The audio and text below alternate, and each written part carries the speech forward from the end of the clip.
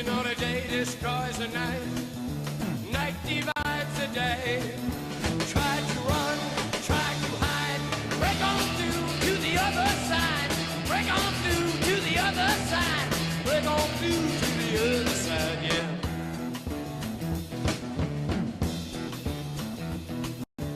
We chased our pleasures here, dug our treasures there, can you still recall the time we cried? Break on through to the other side, break on through to the other side.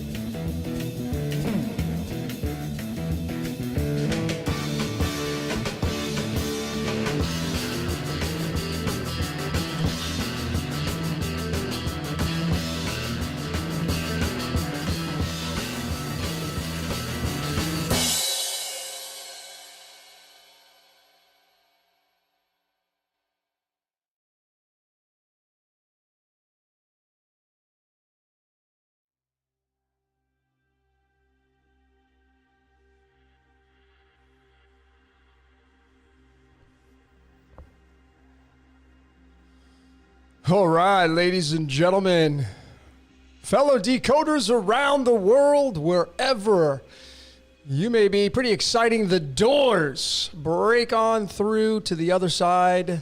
Written by, sang by Mr. Jim Morrison, passed away at the age of 27. So fascinating, right? Because my last name is Payette. In numerology, that equals 27.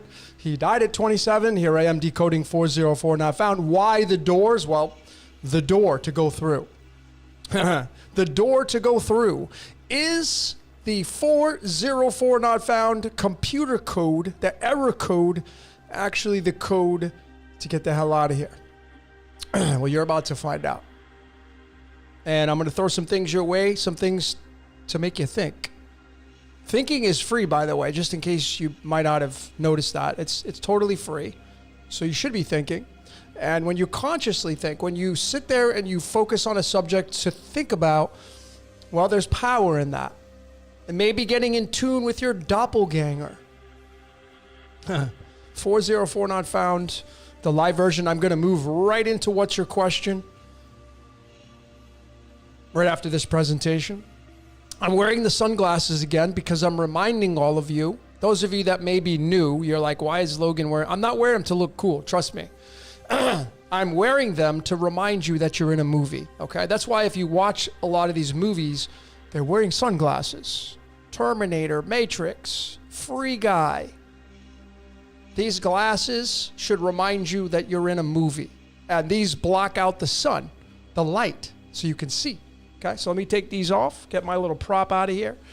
And welcome all of you out once again to this special presentation on the 404 not found computer code. And you know, when you start looking at this reality beyond the final product, what I mean by the final product is when you start looking at this reality beyond what you see as a cell phone or a box of tarot cards, the final product has behind it, in order for it to become a final product, letters, numbers, and symbols. That is what rules over this reality. This, if you're somebody who is a computer coder, HTML coder, C#, Python, these are a so below of the as above. So mankind starts to write code for the software for operating systems to exist. Right now, I'm broadcasting through YouTube.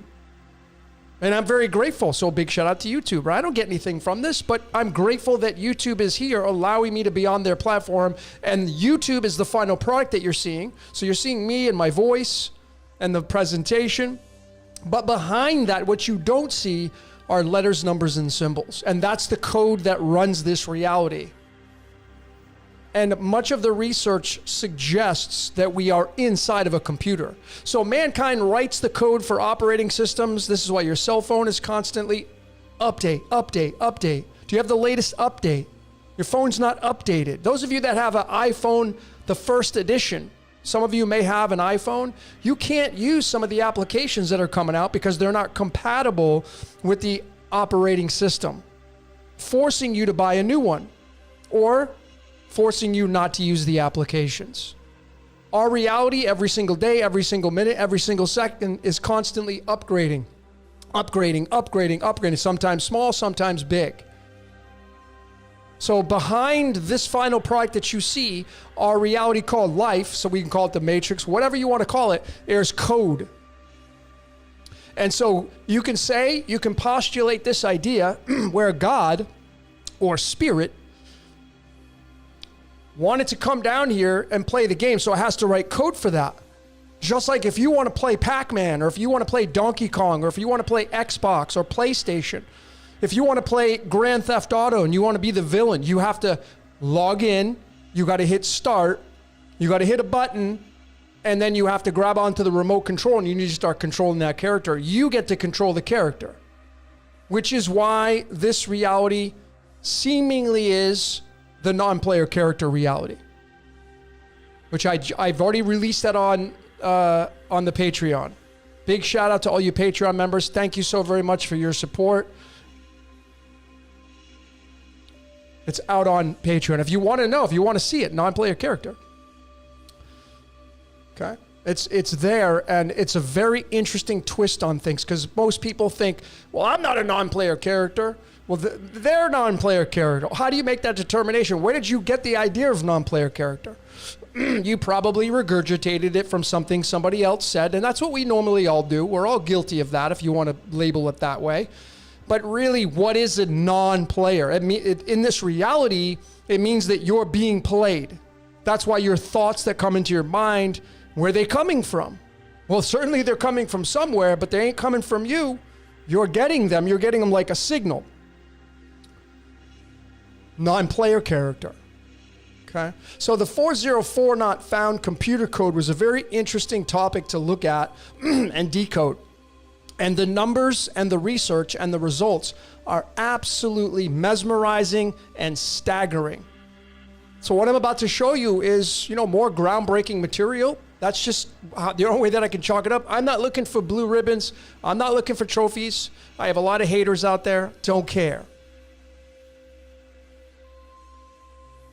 I'm here to show you this reality and how it works. That's my job. That's my responsibility. And I have fun doing it. So I'm in my wheelhouse doing this. Okay. And we'll be taking some questions after this presentation for sure. Okay. Well, let me just knock out my chat here and get all of you great decoders involved in this so I can take a look at what's going on here.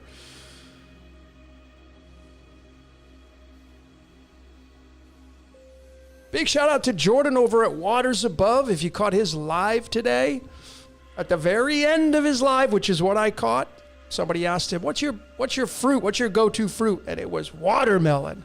Got my watermelon juice here. This is actually watermelon juice with celery juice mixed in, but the king of fruit, in my opinion, watermelon. So big shout out to Jordan. I'm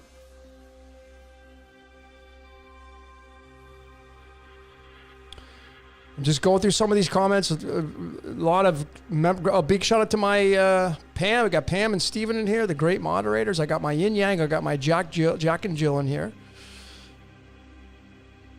So, thanks for coming here. Thanks for joining in on this presentation. I just want to remind you, it's all about love in here. If you don't agree with some of the things that I say or somebody else says, you don't have to debate or argue it.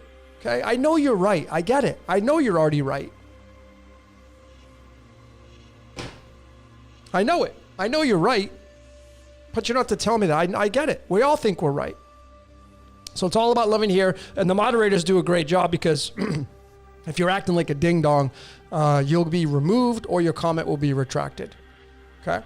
It's not a matter of, well, I'm not going to get into it. But anyway, I'm not going to go into it too much. Okay.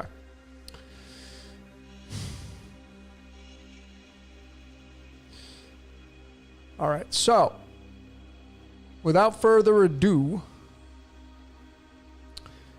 let me get into this presentation. Okay. Get my cursor on here.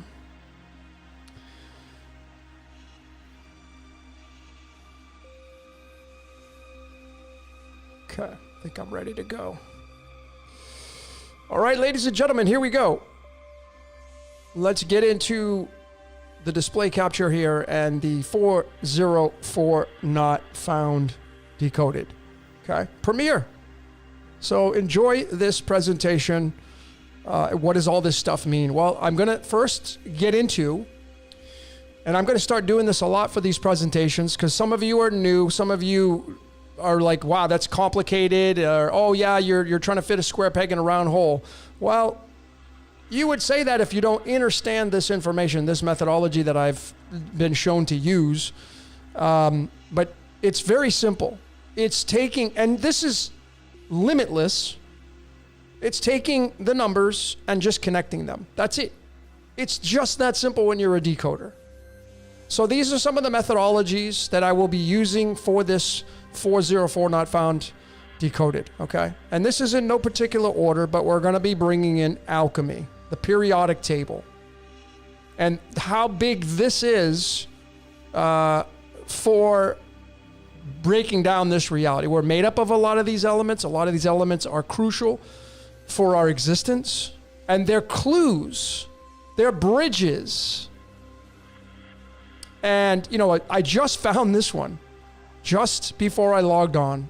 So you come down, and so this is the element zinc, and zinc is it's an essential element. You need it for your immune system, okay? But this element has got a lot of meaning to it esoterically. And when you come down to this tab right here, it's called oxidation states and isotopes. You click on that little tab, it gives you the common isotopes, okay? The atomic masses of these elements. And these are clues again as a decoder. And there it was. I just found this, honestly, just 15 minutes ago when I was bridging some things and how big this zinc is. And it's going to be isotope 67. 66.927 is going to round up to 67. And oh boy, this was a really big one. So I probably will end up doing part 2 on this. But this is tied to zinc, and zinc is tied to the demiurge, okay? But holmium is a very interesting element because one of the isotopes is the 163, and the 163 is a permutation of the 316, and that's Revelation 3:16 that talks about being lukewarm and being spit out of thy mouth. What that means is you'll be spit out of the game. And this is where this 404 not found decoded just may lie here on the other side, break on through to the other side. Okay. So in numerology, we get the letters moving into numbers. Now I'm going to be using 2 primary ciphers tonight. I think I have some Greek in here as well, but clearly I have Chaldean here, which is the one that I go to. This is my foundation. And you can see 404 is 67. And 67 is holmium. Ho, ho, ho, it's Santa Claus. Santa Claus comes down the chimney. So now you're going backwards. You're reverse engineering it. Okay? You're reverse engineering it. And I also will be including during this presentation the mighty prime cipher. Prime numbers lined up with each letter. So the number 2 is the first prime number. The number 3 is the second prime number. The number 5 is the third prime number. And we just match them up with the letters. Simple as that. And it's very fascinating because Neo, and we're going to be bringing the Matrix into this, is the 101. Remember, he was in room 101 when they knocked on his door to get out, to invite him to the party. And the letter Z. The letter Z is that 101. And the 1, Neo, 101. Right? We're also going to be bringing into this the playing cards, the 52, how important these are. These are clues again. The playing cards, you're going to be embedded into this decode, some of you, because these playing cards are tied into the 52 weeks of the year, matching the 13 weeks per season, the 4 seasons, 4 suits. These are very, very intelligent archetypes. And the 404 is tied to this Ace of Spades, which means mental clarity. And then you have the Mighty Tarot cards. And this Temperance card is the card that is tied to the 404. When you do the proper mathematical equation for it, you're going to get the Temperance. And what does this card mean? Balance, neutrality, lukewarm. Okay? Balance, neutrality, lukewarm. That is how you will get to the 404 not found, the gateway, the bridge to exit this reality, if there is such a thing. I say if, because I can't prove it. And then we bring in the mighty mathematics of pi and phi, the golden ratio and the 3.14 pi, which seemingly is what we're stuck in. Pi, the prison. Okay? This is called the matrix through the movies. The web. Okay? The web. So these are the methodologies that I'll be using for this presentation. And let's get into the presentation itself. And this is what a normal 404 page not found looks like. This is off my website, cosmicsugar.org. And the 404 was written by Tim Lee, who created the WWW over there in CERN in Switzerland. I have the birthing of the internet coming out. I'm going to show the astrological map for that presentation. But the 404 was a indicator that the server can't reach this. So think in terms of a computer when you think in terms of this reality. We live inside of a computer. So there's obviously a hard drive, there's a server, there's the computer graphics, there's the processors, etc. That's why we're built. That's why we've built them as man and woman. Okay, so the 404 kind of looks like this. If you've seen this, you can't find the page, it's not found. And now I'm going to bring that into mathematics. I'm going to start here. And I'm going to first bridge it with numerology. So I'm going to say 404 not found is going to give us the 450. And now the next step is I want to measure that with the digits of the golden ratio, the 1.61 golden ratio, which is a very big marker for decoding. So I have to go all the way 1,306 digits to get to the 450. And of course the 4, where it starts, is going to be 1,304, which is pi, which is a permutation of pi, 1304. So it's 1304, 1305, 1306.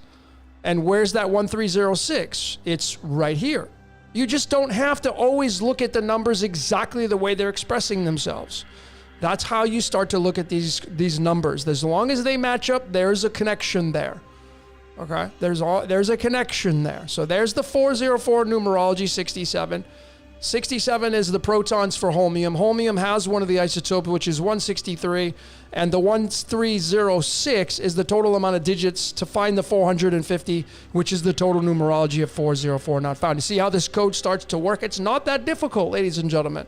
But you got to have all the tools set out in front of you, and you got to use this methodology, and you'll start to see that this computer code, these letters, numbers, and symbols rule out the final product that we call life. Okay, that we call life. So the question is this thing right here, is this the doorway to get the hell out of here? That's the question. Okay, that's the question. So here we're going to start with the prime cipher, and we're going to get into the numerology for, which I've covered many times, the game of life. I have a decode out on the game of life. Game of life part 1, part 2. The game of life is 316. How about that? 316 is the game of life.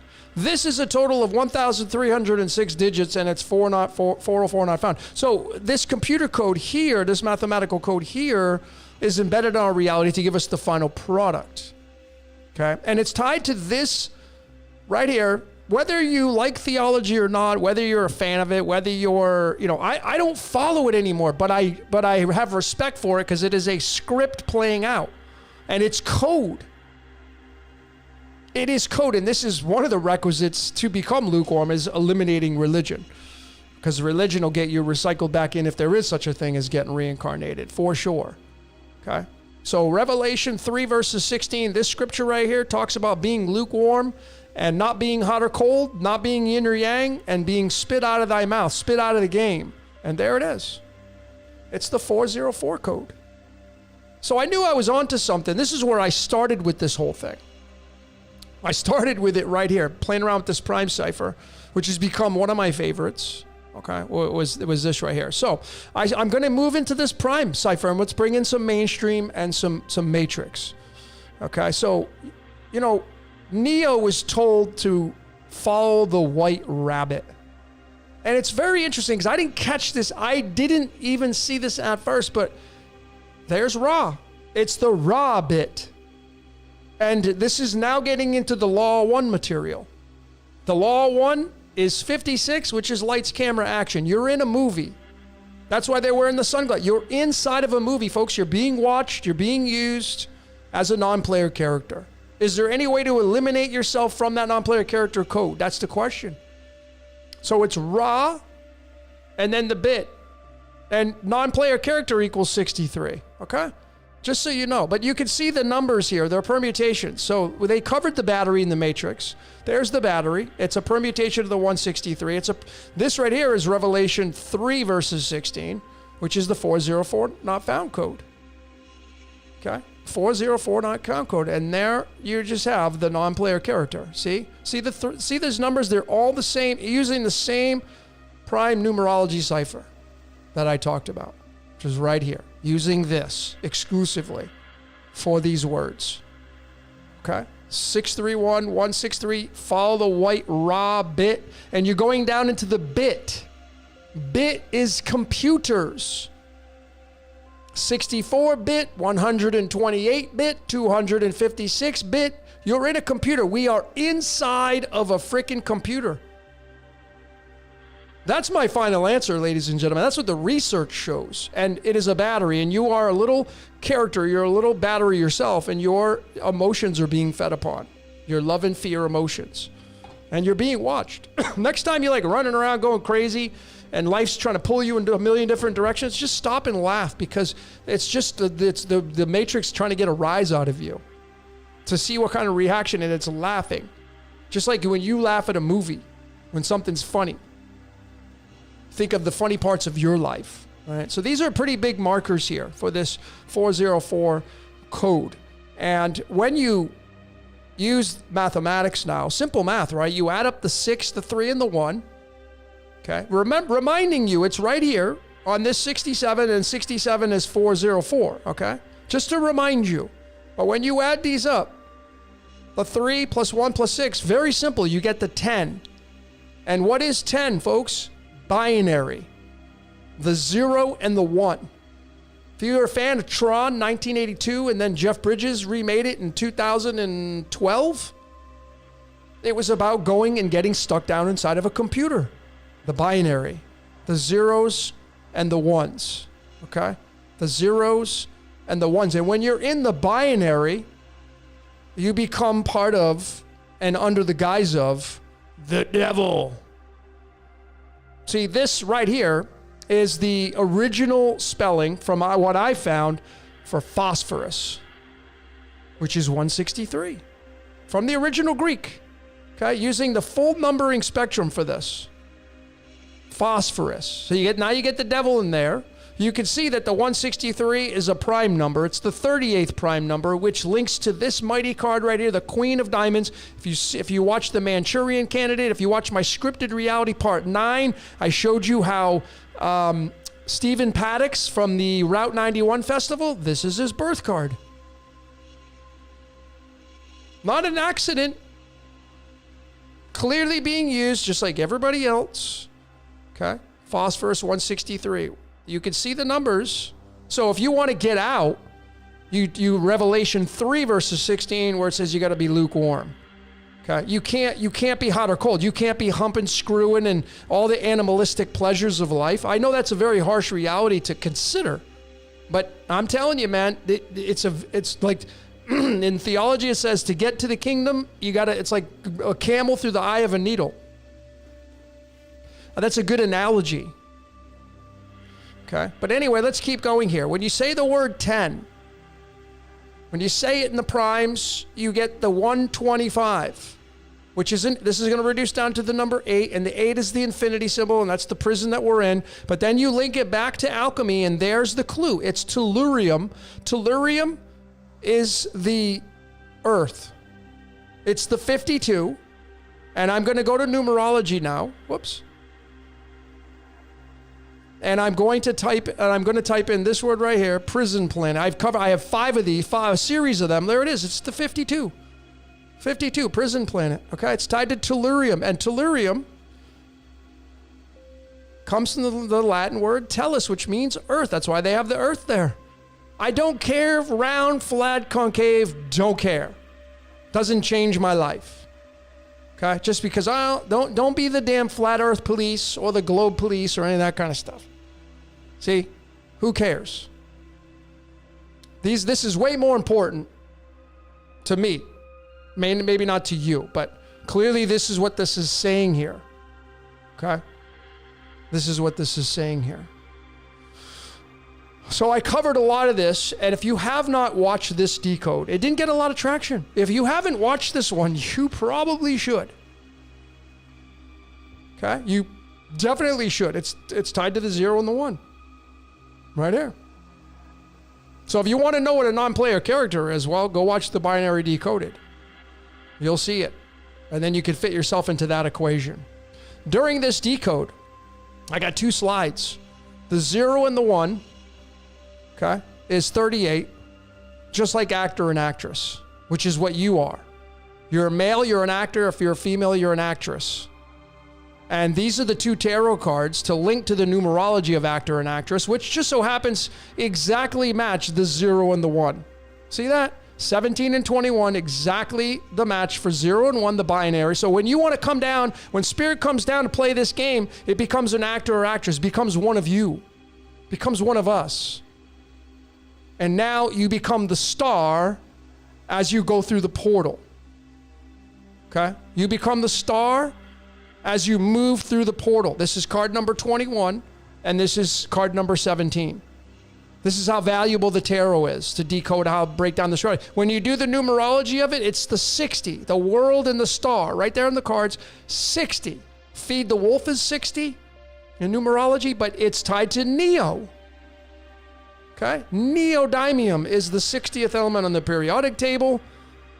And you can see right there, this is isotope 140. What is 143? It is pi. It is a permutation of pi. So when the angels or demons are falling, whatever story you think it is, okay, the voice in your head, the doppelganger running you, it wants to play the game, and it does so by going through the portal, however that works, setting it up where it becomes rock star, movie star, police star, FBI star, sales star, runway model star, e-commerce business star, whatever it is you do, okay? You're the star of the show. Most people don't act like it, though. They just act like a little extra running around, and they're okay with that, okay? But that's how big this is, and of course, Neo is neodymium right there. And if you watched my John Wick Decoded, Keanu Charles Reeves' alchemology is 143, okay, his full name. So it leads to this right here, ladies and gentlemen. You now bring in theology, and we bring in Dante's Inferno, the great poem. Okay? You can see that the word Inferno, Dante's Inferno, which is what you're in, we're in the Inferno, is 241. 240. You see Genesis 1 verses 1, the very first scripture, 241, setting up the Inferno, 241, 241. And the Pandora's box, which is what we're in, and what a lot of you want to get out of that, is it has the same numbers, the 421. And 421 is a prime number. It's the 82nd prime number. And then we go to alchemy to get the clue, and now we have the clue. It's lead. And now you're matter, spirit into matter. You're matter, you're lead, and you become a little devil down here.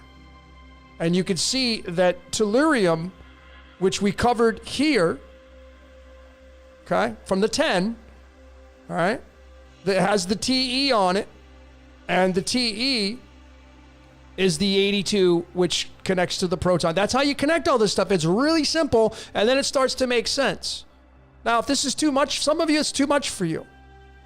Too much, too complicated. You want it easy peasy. This ain't easy. It's easy when you can figure it out. But some of you, oh, that's hogwash, that's stupid. Yeah, it's because you don't understand it. That's why. This is like trying to teach. If you're on your mathematical tables, like 3 times 3 is 9, and I'm trying to show you trigonometry, this is how this would look. You're not going to figure it out. I'm being really harsh here because some of you, I get the comments, I see it, well, that's stupid. Well, that doesn't work. That's because you don't understand it. Trust me, this methodology works because I have over 500 videos, and a lot of you great decoders have the videos as well to show it. So let's keep going here to keep solidifying this. So Keanu Charles Reeves is his birth certificate name. His mother's maiden name is Taylor. That's going to give you another extended layer on top of that. But there's the 67, and there it is. Okay? There's the 67. There's the 163. Non-player character. 316 is Revelation 3 verses 16. To get out of this reality, holmium in the prime is the 281. And the 281 is a permutation of the 821. It's a mirror of that in a way. And it's the 142nd prime number. And you go right back to neodymium. And you can start to see how Neo came down and became an actor, a star, as he came through the portal. The word enter is 21.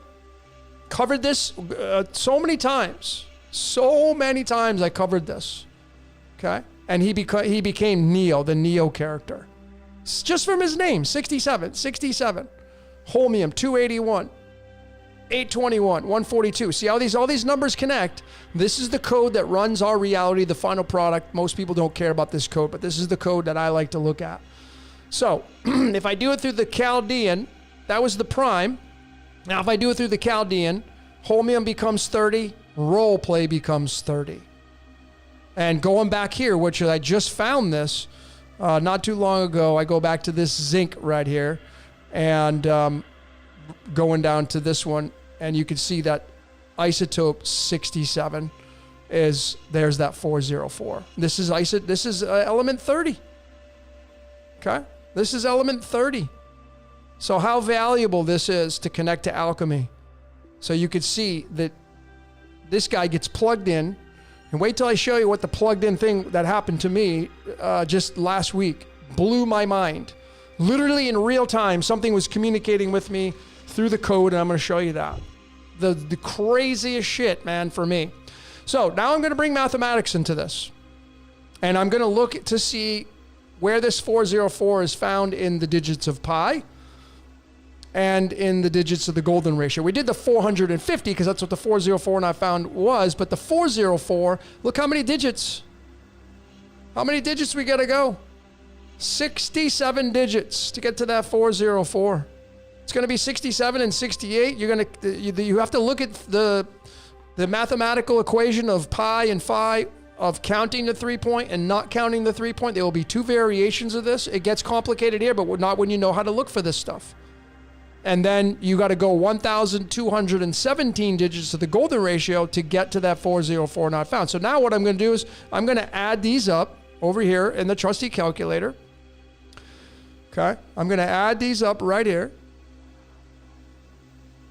The 282 and the 5,419. This right here, when you add it up, okay, 282, this right here, and you can fact check this. You can go check it yourself.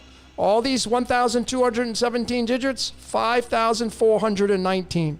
That's what these add up to. This adds up to 282, and this adds up to 5,419, and that you get the 5,701. And what's the 5,701? You go to the periodic table, and there it is, the 157. This is the average isotope for gadolinium. Gadolinium tells you that you're on television. There it is. The 5,701 is the 751st prime number. There it is, the number permutation, the 157, found from this 5701, adding up all the digits of where the 404 code is found in pi and phi. Okay?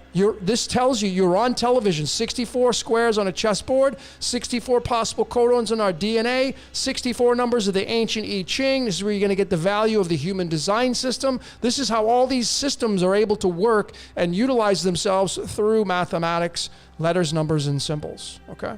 So this is where it gets super interesting, ladies and gentlemen. Really, really interesting is that this beast, okay, this word beast, and you're inside of it.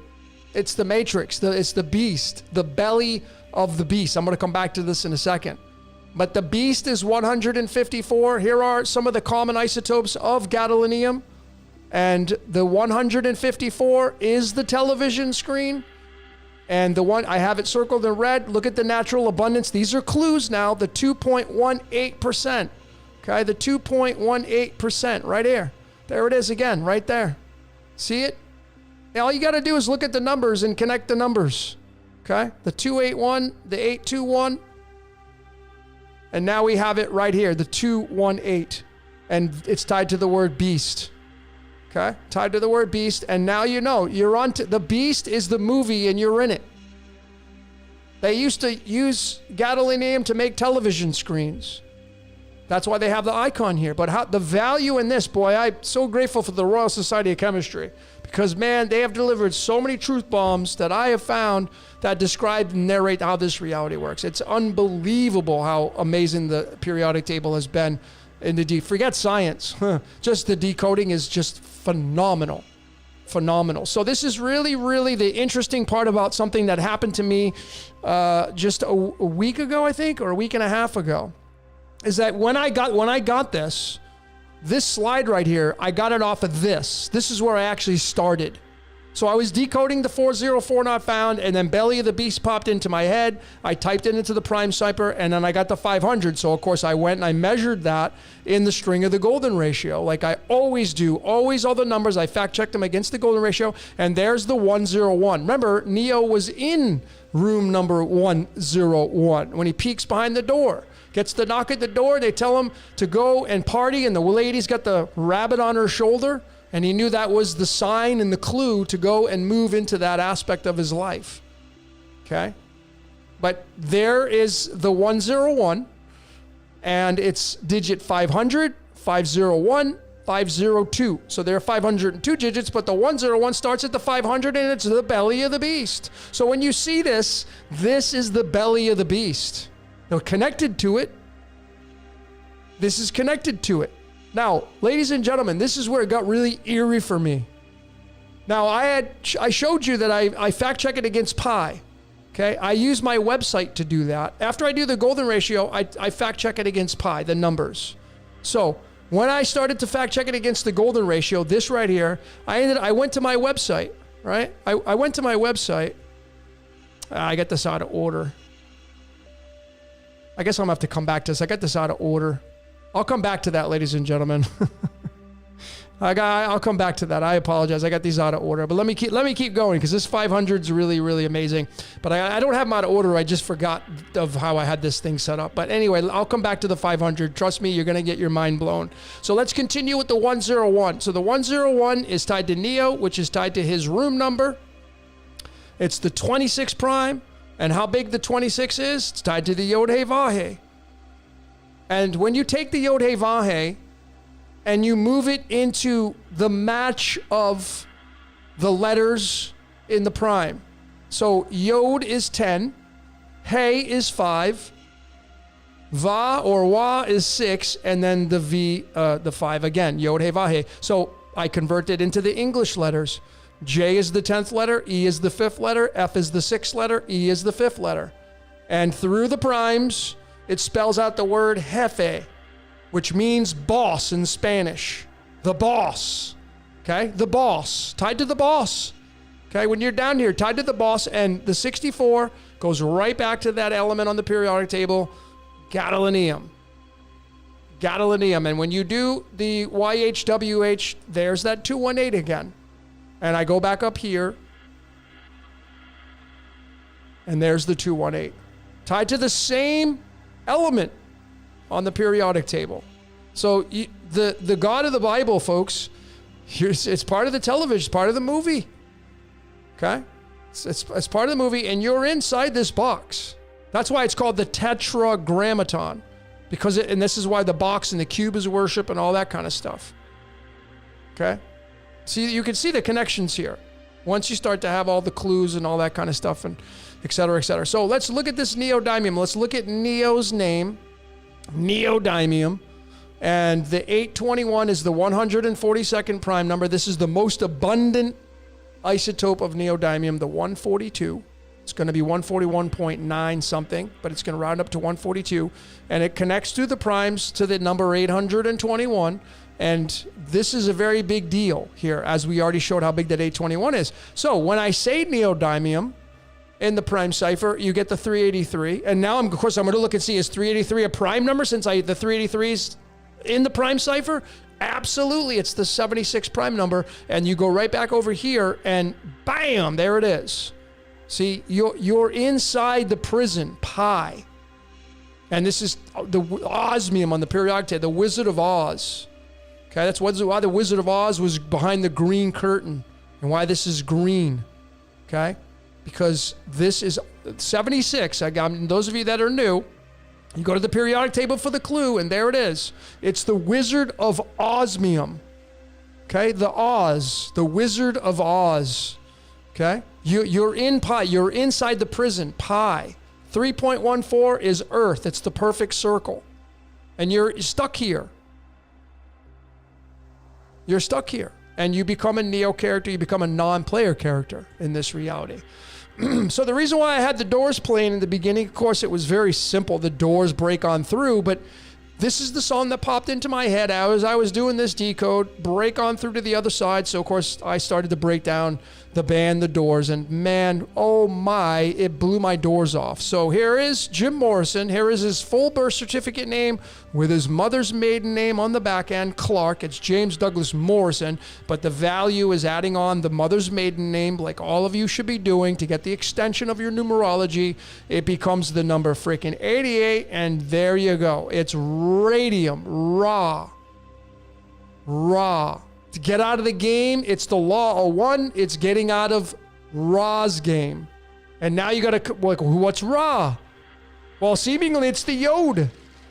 And it's all the other deities and characters. It's a Ponzi scheme. This is why this element, man, this right here is connected right to Washington, D.C. I covered this. Washington, D.C., the White House is at 1600 Pennsylvania Avenue, and this isotope has a half-life of 1600 years. Google the artificial intelligence giant, their address, 1600 Amphitheater Parkway in Mountain View, California, 1600. Why? Because it's pledging to Ra. Okay? Break on through to the other side, folks. Break on through to the other side. You notice, look at his birthday. He was born on December 8th, which is the 128. The 128, which is right here. It's a permutation of the 821. How big is the 128, folks? I mean, it's right here. There it is right there. The 218, December 8th. It all fits in here. Break out of this computer system. Okay? Break out of it. When you do his numerology called the life path, you add up. This is one way to do it. You can reduce this down, and it is going to give you the number 1. And what is the number 1? It's Neo, the 1. Okay? 1. But it's the 82 when you add it up like this. And 82 is lead, folks. Okay? 82 is lead. It's spirit into matter. It's lead to gold. Break on through to the other side. This guy, I'll bet. He's a poet. He was a singer. He had these visions, but he wasn't sitting down using these layers to decode from. I'd bet my life on that. So here are the numbers of what his birthday looks like. If you're somebody from Europe, you're going to do the day first. So it'd be the 8/12. And if you're somebody from the United States or in the eastern side of the world, it'll be the 12/8. But do you see the numbers right there? You can't miss these right here. Break on through to the other side. Okay, right there, right? It's right there, folks. Break out of being a non-player character, Neo. Okay, that's what this stuff clearly says here. And this is really where it started. You know, when the song came into my head, I popped it into the prime cipher, and bam, there it was. It's a permutation of pi. It's one of the pi measurement. My last name is Payet. Okay? It's you can't you got to break out of pi, which is the perfect circle, which is the prison. And you get to the other side. Aerosmith has that song called The Other Side. Could have decoded that. Okay? So here is me as the tour guide comparing myself to Jim Morrison. And not comparing it in people, just the days in between on the calendar, because I'm showing you this code and he sang about the code. So here's his birthday to my birthday, just the days on the calendar, because he was born in 43. And it's 307 days.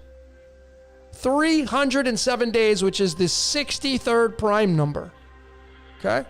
So think about what I'm showing you here before I move to the next slide. I was born on February 4th. He was born on December 8th. And that's 307 days in between. And that is a prime number.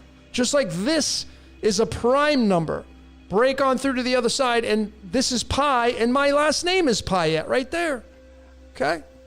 Break on through to the other side. 307 days in between our births. 63. And there you go. Non-player character.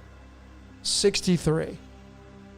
6-3 is 30. Remember what holmium is. Holmium is 30. Zinc is the 30th element. And zinc has the 404. So you're being role played. Okay? Non-player character. I know some of you are not going to want to accept that. I get it. Because no one likes to feel like they're not in control. But there's value in knowing how this reality works and then surrendering and letting go and maybe, just maybe. But there is some qualifications that need to get done to break on through to the other side. So when you do the break on through to the other side through the Chaldean cipher, you get the 117, the 117, and I'm going to take this 117 and I'm going to tie it into mathematics. 643 is the 117th prime number, and placing that into the string of the 3.144 pi. This 267 stood out. Why am I showing that? So just so I can narrate this, forget about the 2875, that's the total. 267 starts at digit number 643, and it's the digit number 2, which represents duality. It's Taurus the bull. That's the exit, by the way, because the bull horns is the devil horns. But this is break on through to the other side. And why is this such an important marker, the 267? Because it's tied to this scripture in Revelation 3, verses 16. This is the New International Version. If you do the King James is going to give you 314, which is pi. I've shown this so many times. The 267, so you can see it has 64 letters tied to the Yod He Vav He. 17 is tied to the Yod He Vav He. 17 is tied to the word actor. Okay, breaking out of this matrix, out of this reality of being a movie star, rock star. 267, you place that into the string of the golden ratio, occupies digit 197 through 199. 197 is tied to the 45th prime number, and it's Pandora's box. So if you don't want to be in Pandora's box anymore, if you want to get spit out of this game, you got to be lukewarm. Okay, it doesn't say anything bad about this. It just says if you're not hot or cold, and you're lukewarm, I'm spitting you out. I'm going to spit, look at what mouth is. 26, that's the Yod He Vav He. 101 is the 26th prime number. That's the room number that Neo was in. See, they're all clues. You just got to have all the tools. Okay? Even those of you that have done your totem poles, if you don't even know what this is, I'm going to briefly go over this. But just to solidify my position here, to show you that I'm the tour guide here, this is my totem pole. You do this once in your life. It's very sacred. And look at the total of all my cards, 267. 267. I'm supposed to show you this, ladies and gentlemen. If you don't, there's no utility here if you don't really understand these, but they're very simple to do. Okay, but I'm not going to go over it too much. Those of you that know the totem pole, that done your totem pole, you know how magnificent this is and how crazy this is scripted to my life. Okay, that's why I'm showing you all this kind of stuff. So again, going into this Genesis 1 verses 1, talking about this 241 being tied to Dante's Inferno. Well, Dante's Inferno is Pandora's box. So different story, Same exact origin. Pandora's box is Dante's Inferno, and Dante's Inferno is Genesis in the book of the Bible, and the Bible is scripture, and it's telling you you're inside Pandora's box and you are a led non-player character. Okay? That's what this stuff shows here. All right? So, is there a server that we can, is like the 404 not found? It's tied to the server. That's what communicates with you to give you the message of, hey, this web page can't be found. Well, is that just the way out of here? Well, the server's 290 in prime. So I measured that into the string of the golden ratio and look at what the total amount is to get to that 290, 821. Okay? 821 is the total amount of all these digits. It's 177 digits. 821, 821, 821. It's tied to the neodymium character, the server, the 290, the server. Okay? The server. To maybe just get out of here. Now, I'm going to go back into this again. I'm getting to the tail end of this now. This is what really blew my mind personally for me. This is something that really happened to me in real time, just like a week and a half ago. And again, this was the slide that I was working on, the beast, and then I got into the belly of the beast. And I already told you that I measured this 500 inside the golden ratio, and I found that 101, and the 101's tied to Neo, and the 101 is the 26 prime number, and I've already shown you all this kind of stuff. So then I wanted to measure it with the string of the 3.144 pi, okay, on my website, which, here's my website. This is my 3.144, and here are the digits. I don't have all of them, but I have quite a bit of them, so you can use them as a decoder to measure up against. So this is what I used to measure from my pi, my 3.144 sequence of pi. And when I went to go to my website to get to this, bam, this is what I got. There it is, cosmicsugar.org, right there. It happened on April 2nd. It happened on 4/2, which is a mirror of my birthday at 1:09 p.m.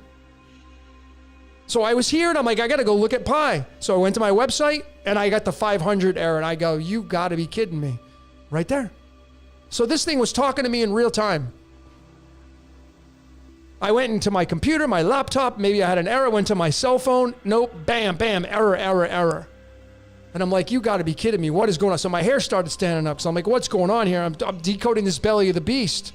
And I get this 500 error on my own website. So I had to contact HostGator, who does my hosting. And here is the message. It was I finally got a hold of them at 1:58 p.m. And this is who I got, Niha. Okay? And I said, my website has a 500 internal error. Okay? Niha. So the conversation kept going, and this is what she said. I said, well, I haven't done anything. And she said, it happens when the plugins get updated or any plugins are outdated. Now, I know that sometimes WordPress, because mine's a WordPress, that's what they do. But think about this, ladies and gentlemen. What is he doing in the Matrix? Plugging in, man. So the lady that he's plugging in. Plugged in, man. Outdated. So as I'm decoding this belly of the beast and break on through to the other side in the 404 not found code, I got this 500 error. Trying to look this stuff up right at the exact moment. And it's from this lady called Niha. Niha. And it says of the plugins. Happens in the so she said, he or she said, I re-uploaded the HT access file. Okay? I re-uploaded it, and I had to fib a little bit, so I didn't think I was trying to, so I said I had a friend, so I could ask where this person's from. And this person says, I'm India.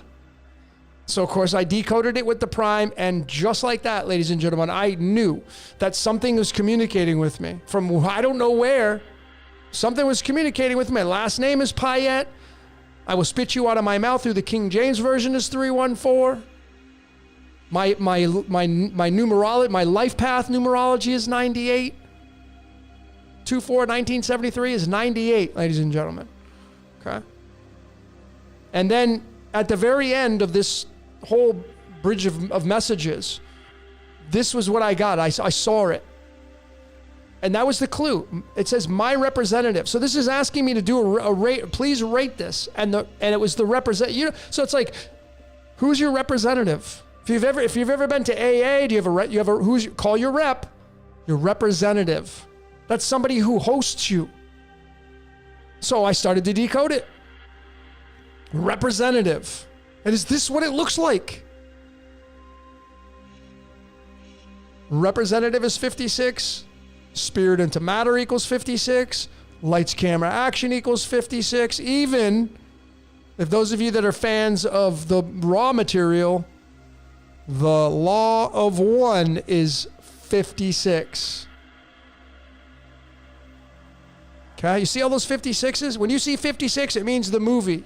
Reminding you, and are we being ruled over by a doppelganger? Is there a representative that's behind the scenes running you as the character down here in this reality? Something's running me, ladies and gentlemen. It was communicating with me right here, clearly. Trust me, I had hair on my back of my neck going up when the whole thing happened, all because of this 500 error as I'm decoding Belly of the Beast, and this 404 not found. Okay? This was just, oh man, I can't even tell. It was so surreal. So moving into the primes, representative is 575. 4201 is the 575th prime number.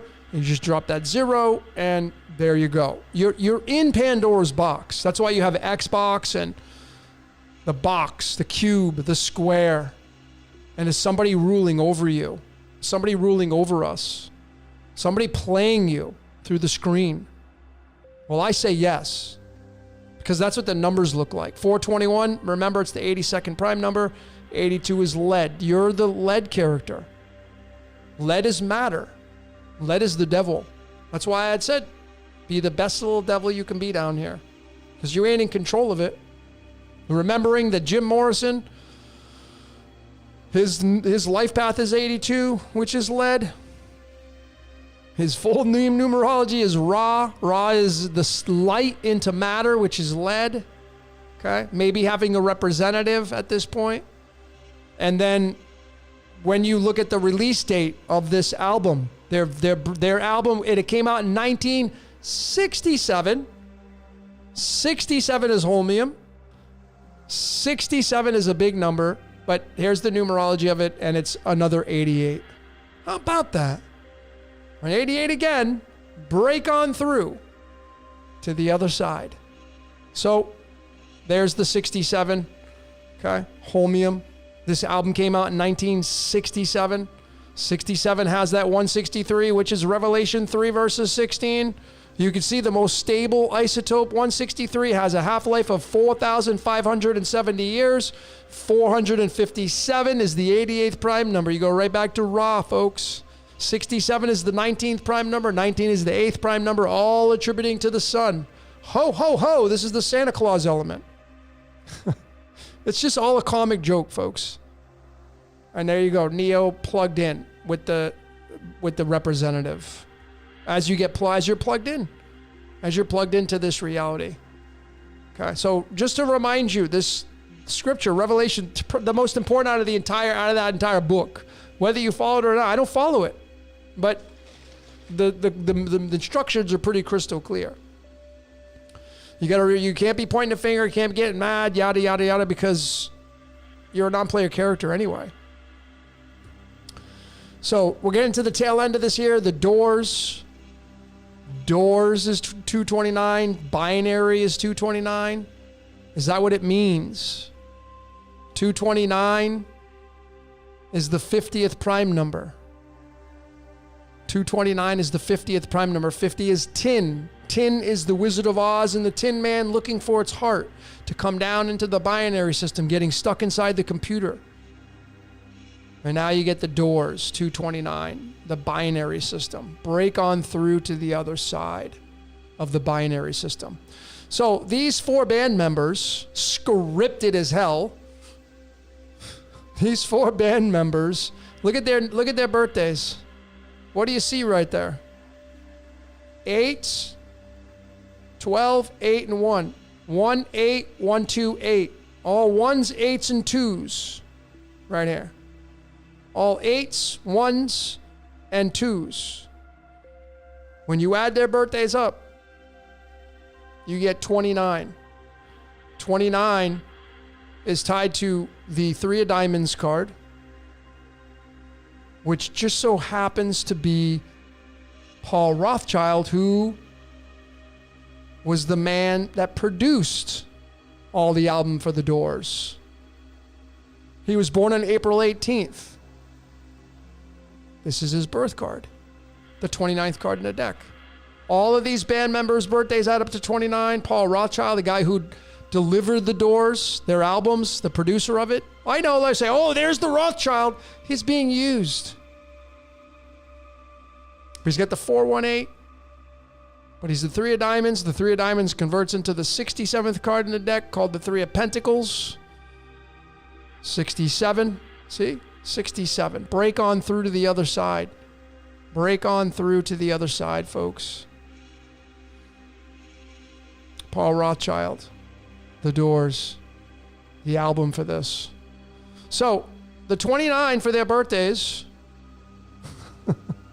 The 29 for their birthdays is tied to the word stomatos.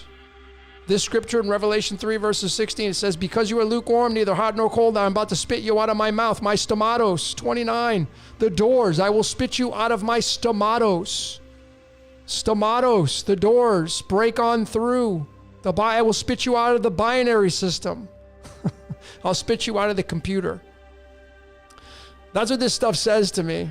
But you got to be lukewarm to do it, and even lukewarm in the primes. Okay, lukewarm's in the primes. There's the 339, and it's tied to the 2281, which, see their birthdays? What do you see there? What numbers do you see there, folks? 1, the 8, the 2, the 8. Look at the numbers for their birthdays. It matches this right here. Doesn't it? Sure as hell does. See it, folks? You can't miss it once you see it with their birthdays. You can't miss it once you see it. Not an accident. 1, 8, and 2. Remember how big the 281 was? The 821. I decoded Leave the World Behind, how big that was. And then I decoded just recently the Eclipse. And I showed how big the 128 and the 218 was. All their birthdays. Leave the world behind. Break on through to the other side. Tied to cryptocurrency. Cryptocurrency tied to the binary system. Okay. But there's their birthdays. Okay. Lukewarm. Break on through to the other side. And the last 2 slides I have is just very quickly. Here is the astrological chart for Jim Morrison right here. And did he find a way? Or was he just a bridge and a conduit to tell you to break on through to the other side? Well, when you have a look at his birthday, I'll start here. This big word, samsara, that's the samsara wheel, which I have a decode coming out on that. Hinduism now. And that's the devil card in the tarot. Okay, that's desire.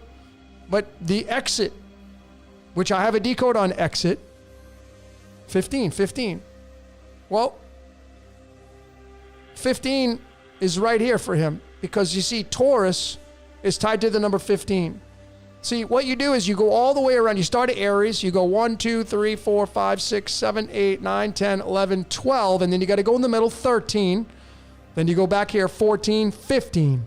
So the devil card in the tarot is Taurus the bull. It is not Capricorn, not according to this methodology. And the Taurus the bull, does the bull have horns? Yes, it does. So this is the exit, the desire to get off the samsara wheel. He's got his Mars and Uranus there, and he's got his IC there to exit.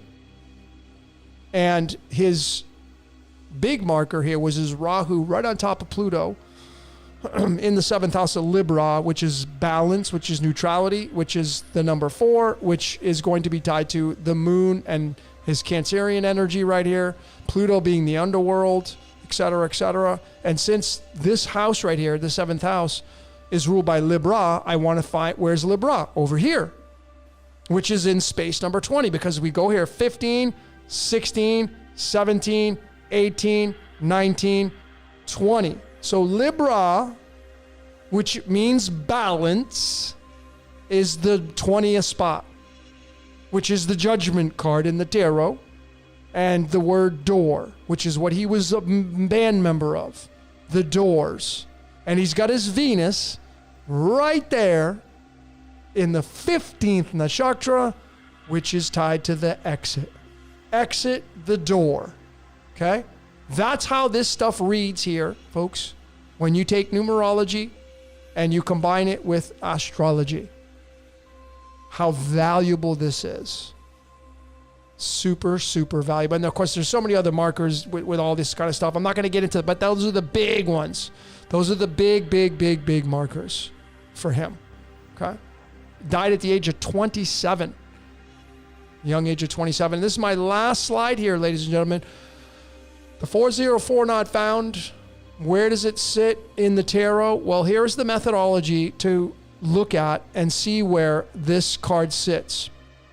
So you take the 404 and you divide it by 52 cards of the deck. There are 52 cards in a playing deck of cards. And then you got to go 7 times. So then you take 52 times 7 and you're going to get 364. And you subtract that 404 and you're going to get the number 40. So 404 lands at the number 40 and it shares those numbers. And the 40th card converts into the 51st card in the deck, which is the Ace of Swords, which means victory. Victory. And the Ace of Spades sits in space number 10, which is the binary system. The binary system. And the space number 40, because this is card number 40, is occupied by the 10 of Hearts, which is another binary system card. So you have the 10 of Hearts, which is card number 10, and the Ace of Spades, which is card number 40, sitting in space number 10, and you take 10 and 40 and you add it up and you get 50. 50. And you go back up here, and 229 is the 50th prime number. Okay? You see how this stuff works? 229 is the 50th prime number. These two add up to 50. And when you do this methodology, it works. It always will work because we live in a scripted reality. These are the clues. These are the tools to use. This card means victory. You will be victorious. And the 404 is now found. I think so anyway. And I'm not taking any credit for this because this is information, was stuff that I was shown. Whew, all right. I don't know how long that was that I was going on that, but that was a lot of fun. That was a lot of fun. Let me take a sip of my watermelon juice here, and then I'm going to get into some of your questions.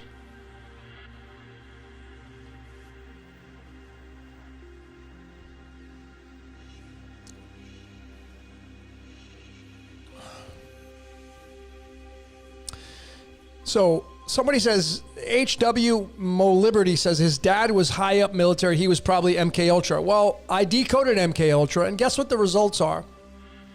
Alan Dulles, the man who was the head of the MK Ultra, guess what? He was being used. He was being MK Ultra'd. He was being MK Ultra'd. Every single one of you are being MK Ultra'd. You don't have to be specifically in that program. It's all fractals. Alan Dulles, the creator of the MK Ultra project, was being MK Ultra'd himself. That's what the research shows. I broke down MK Ultra Decoded. You should check it out.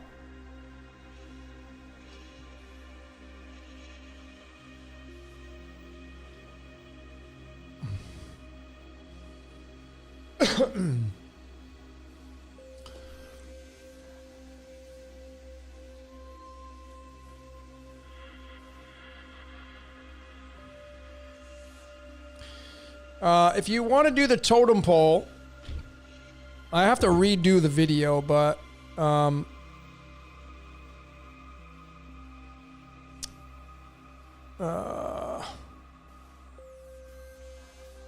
got to go to if you go to my website here and you click on the search engine here and you do totem pole, I think it's, actually, I know where it is. It's in my playlists right here. If you go to the playlists and you come down to the how-to, right here, this how-to series, you click on the view the full playlist and you'll have it right here. How to decode your totem pole. And when you click on that, the instructions are right in here.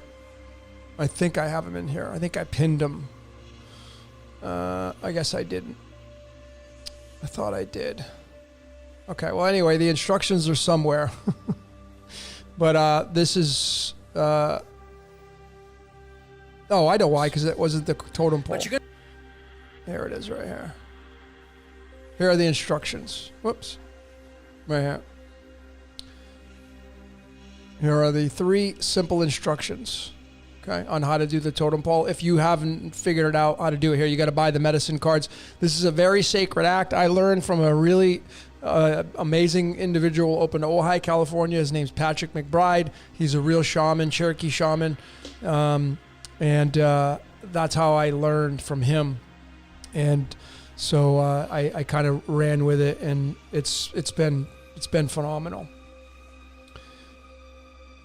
And again, it's a very sacred space. You just do it one time. Once. One time. You can use the cards over again, but you do it one time, and then you can do the numbers, and you can do the alchemy, and there's a lot of layers to it.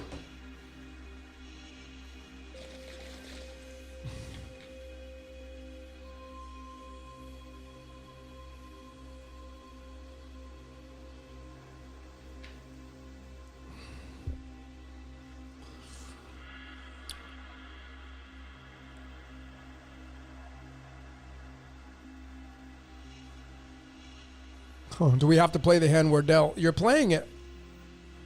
How are you not to?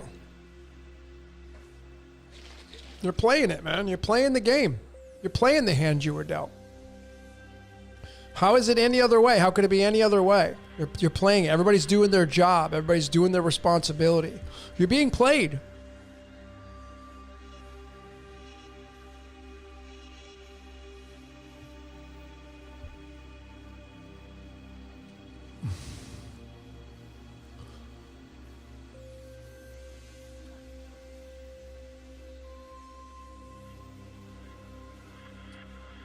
Woo Riders DG's asking about doing a decode on the attack on Israel. I already decoded. Let's talk about the war movie. I don't even need to go beyond that. It's scripted. So if you're interested in the attack on Israel, I already decoded. Let's talk about. I'll show it to you right now. So those of you that are interested in it. I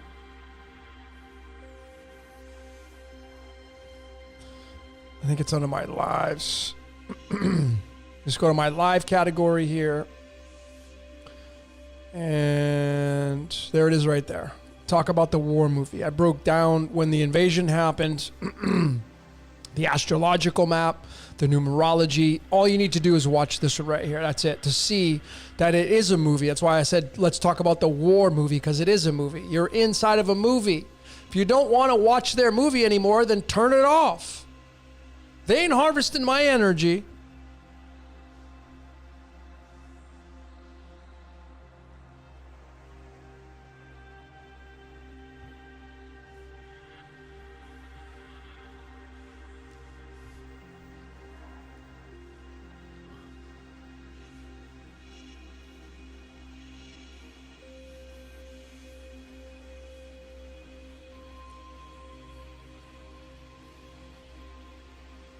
All right, so let me change my room. Let's go to what's your question. Now that I've kind of done that, let me move this down a little bit.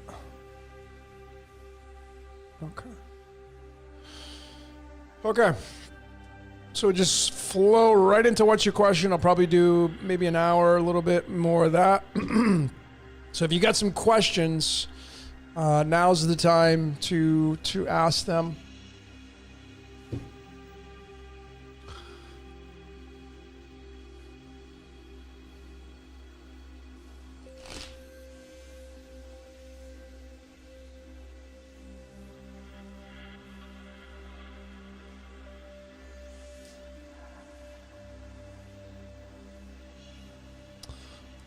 Joe's asking me to decode the Shawshank Redemption. I'll look into it.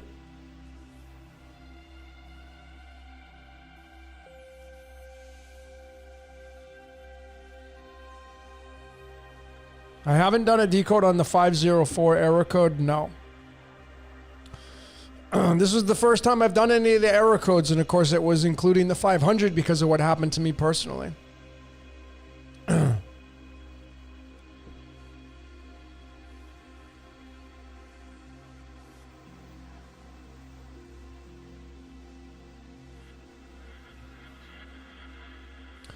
Any predictions for 2024 Jeep Sahara? Not really.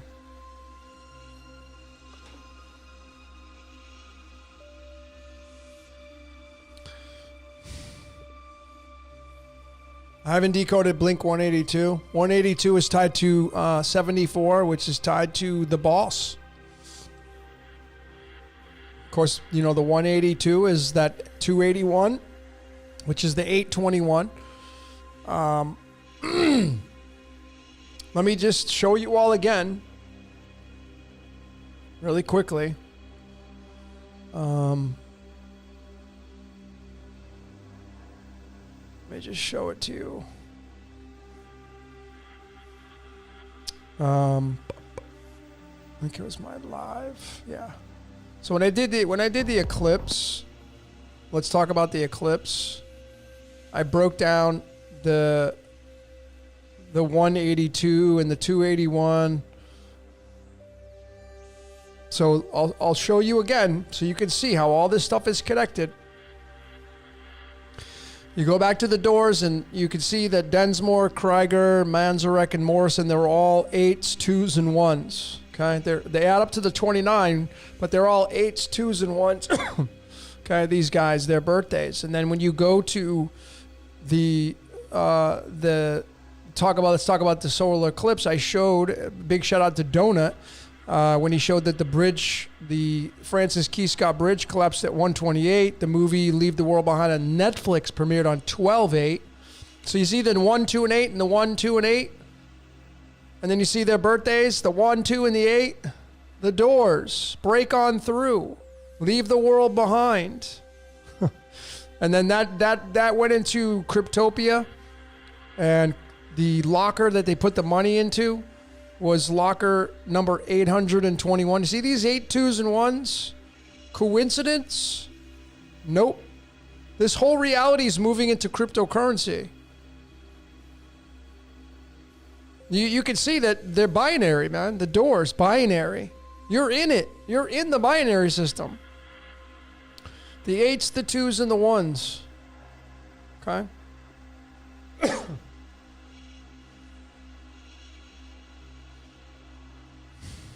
So Blink 182 is tied to the 281, tied to the 821. You know their prime numbers and what they're attached to, tied to Neo, Neodymium, Keanu Charles Reeves, The Matrix. I broke down The Matrix, what the Matrix 1, the behind the scenes, Matrix 4 Part 2. 4 times I've decoded it, The Matrix.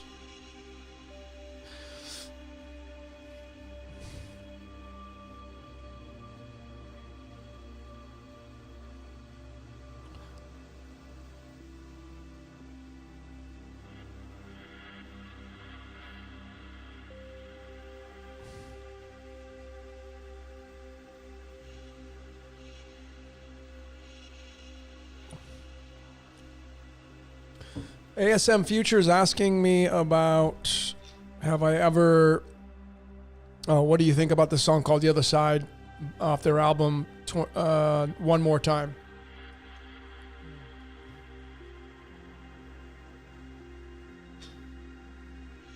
It's all connected, folks. Once you start to connect these bands and movies and shows and actors and actresses, you're going to see that I don't care how in-depth, how like you're in the club or you're not in the club. It doesn't matter, because even the people that are in the club, they're being used as non-player characters. That's what the research shows. You're gonna see it. All that stuff connects. Now, is there a way to use any? Do we have any free will? That's debatable. at this point, it's super debatable whether or not we have free will.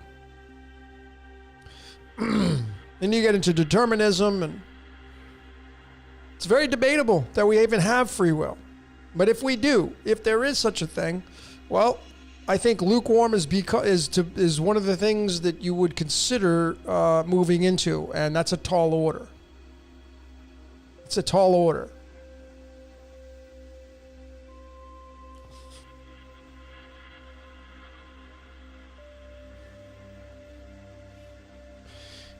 Do I think they used Britney Spears?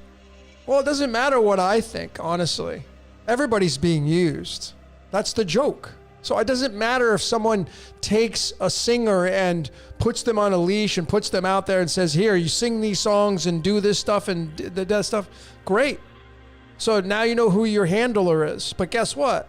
All of you have a handler as well. You're just not a superstar and singing on the world stage like Britney Spears did.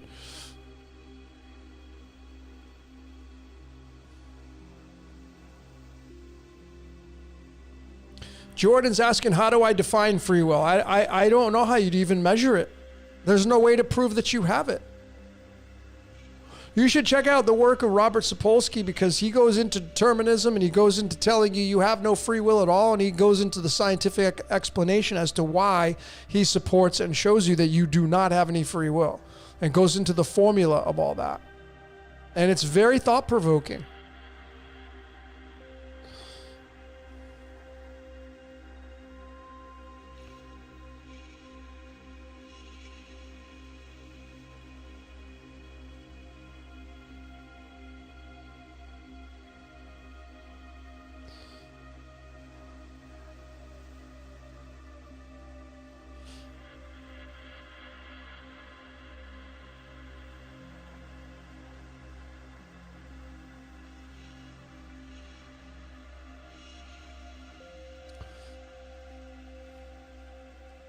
What's the gematria for DMT? I haven't decoded dimethyltryptamine yet.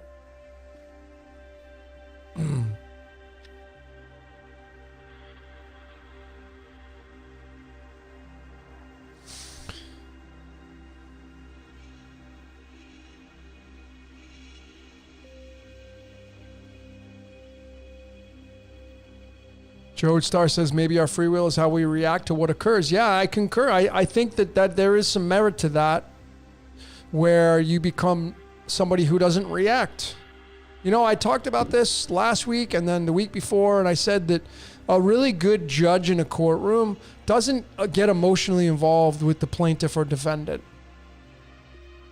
A really good judge that sits outside of the court on the bench doesn't get emotionally involved with the characters. It doesn't get swayed by emotions. A good one does.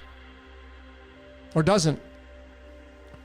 So in order to hand somebody the right delivery of my final answer is this as a judge, you can't get emotionally involved with the actors and actresses, the plaintiff and the defendant, the prosecuting and the defense attorneys. If you do that, you can be swayed easily by your emotions. So there maybe there is some play in this of the non-player character where you stop reacting.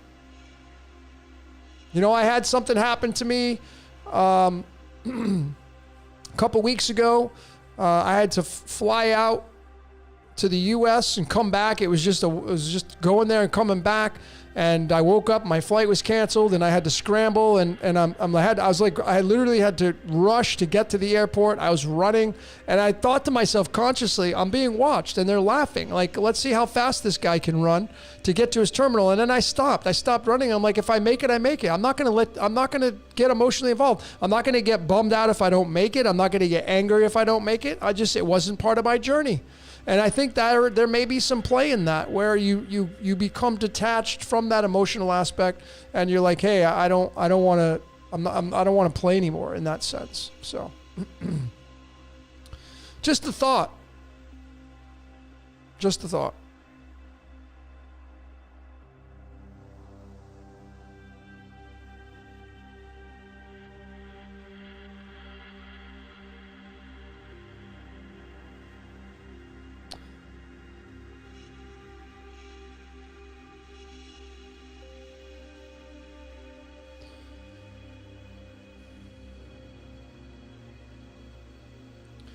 Jessica's asking, why do you think some of us can see it? It's part of your screenplay. If you see it, if you're here, if you're listening to this, like, I don't, you listen, I have said so many times before, and I'm going to say it again. I'm not in this for subscriber counts. I'm not in this to try to get you to like me.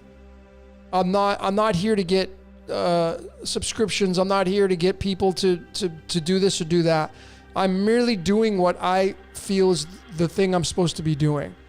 And, it doesn't matter to me how big this gets or if it stays small. I don't care. But this is niche information as far as I'm concerned. And it's the majority of people are not interested in it.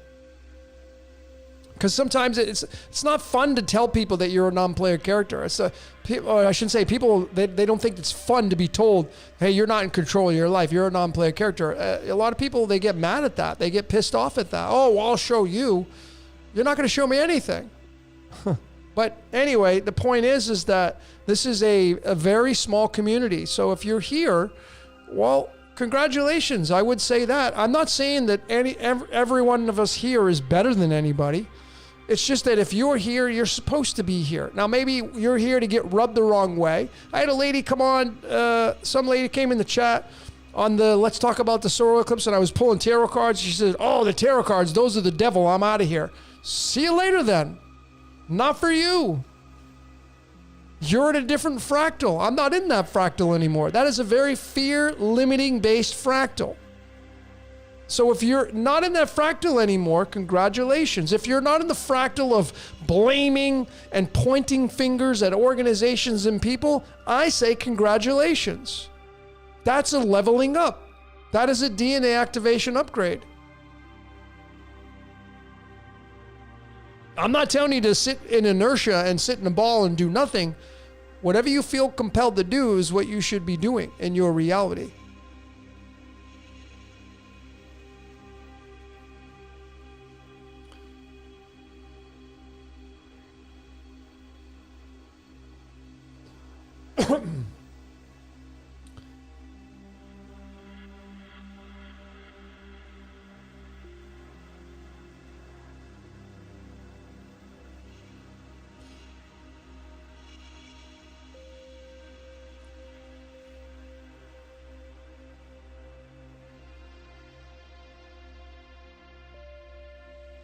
Yeah, Jodestar says, at least with detachment, there's no expectation. That's the thing.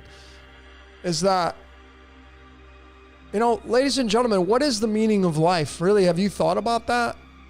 What is the purpose of this whole experience that you're having? Now, I know some of you have families and children, and you would definitely say, well, I love watching my children grow up, and it's fun watching my dog play tricks, and it's fun petting my cat, or, but really, you're just here for a small bit of time, and then you're gone, and that's it. We don't even know what happens after that. And this is why I lean towards what Werner Erhard said from Landmark. He said, life is empty and meaningless. And I can't agree more.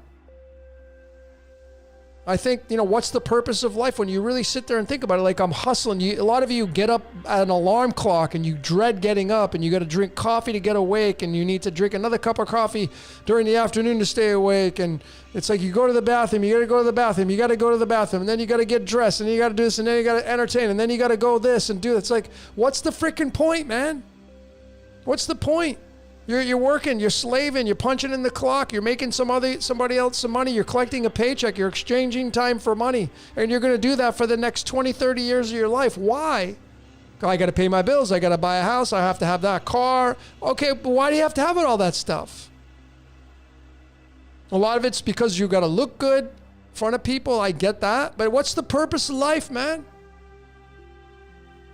Life is empty and meaningless to me. Once you get to this, for me anyway, and I'm a fan of life, and I'm very grateful. I live a life of gratitude. I'm a gratitude junkie, but I still look at life like I'm at the meh stage. I'm like, what's the freaking point, man?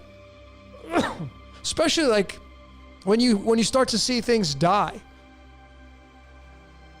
The pain and suffering when you watch something that you love and it's going through death, and you got to go through that. That's not fun. Why do I have to go through that?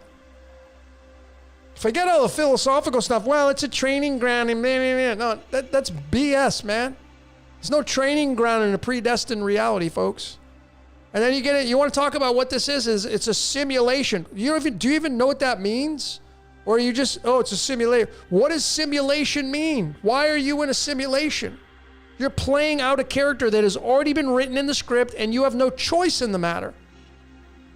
Life is empty and meaningless. You're being used. Like if I grab this pen right here, this pen this is my little bitch. Right? I get to do whatever I want. Like pen, you're going to write whatever I want. Sometime maybe the ink will go out and you got to light. Remember to take the lighter there and like, oh yeah, you don't want to come out? I'll light a little fire on your ass. But this thing is my slave. And you're going to write on the piece of paper whatever I want you to write. This is what you are. This is what I am. You're going to wake up and go to work every day because you got a mortgage to pay. You got a dog to feed. You got a kid to bring to school. And you do that day in and day out, day in and day out. And then next year, 10 years go by and you get older and it starts to ache and the body hurts. Maybe you have a pet and the pet's ready to die and you got to watch that. What the hell? This life is empty and meaningless. Doesn't mean I'm not a fan of it. I think life is amazing. Life's beautiful. And I look at the comedy in this reality. But my final answer is we are being used as puppet on strings in this reality. And the fun part about this reality is discovering what you're being used for. You know, I'm a big fan of the band Black Sabbath off their great album Heaven and Hell. And in that song, Ronnie James Dio, he says, the world is full of kings and queens who will blind your eyes and steal your dreams. It's heaven and hell. Your dreams. What's your dream? See, the big organizations that may have a little bit, they know a thing or two about a thing or two, the marketing, they need your energy to forecast what they want to do and move, and the collective moves this reality. Well, if you're outside of that, if you're not now a part of that collective, you're part of another consciousness that's moving you. To this day, folks, I have not been able to figure out that I'm not being ruled over by something. Just last week, I was reminded that I was directly communicating with something outside of this reality. It was communicating with me. It was the freakiest thing. And I'm not even part of the mainstream. I'm a damn outlaw. I don't like to be ruled over. I don't want to be part of any organizations. Nothing. Nada. Zilpo. I don't need to be, I don't need organizations. Never had an opportunity to check the box. But I'd be the first in line to check the box. Trust me, I can tell you that.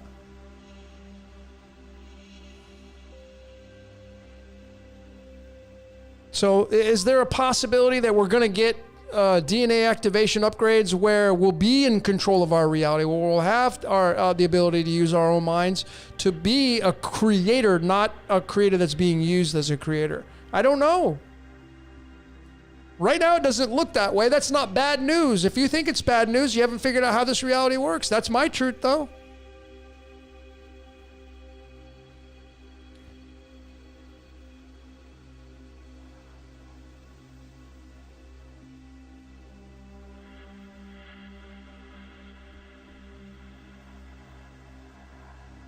You know, once you start to, if you haven't had the opportunity to go through emotionally death, if you haven't had the opportunity, and I say opportunity, if you haven't had the experience of seeing death and going through death and feeling that pain, then you wouldn't know. You have to go through it. But once you experience that kind of stuff, it's like, why do we have to go through that? Well, because death is part of this life. So this is hell, folks. You're in purgatory. That's why you got to go through these emotional roller coasters. That's why you got to feel pain. You got to feel getting old and it hurts to wake up, and you still got to get up and go to work and pay and do this and do that. You got to get up and do it and pay. And it's just, what's the purpose of life?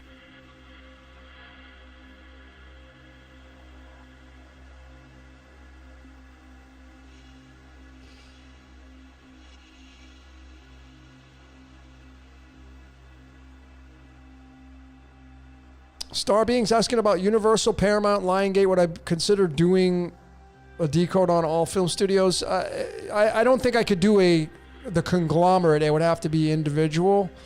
But I don't really have any interest to decode any film studios, to be honest with you. I mean, you would imagine you have something tied to that. That's why you're probably asking.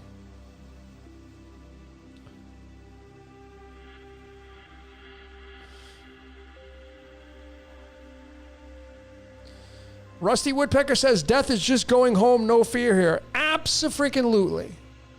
Absolutely. No fear here either.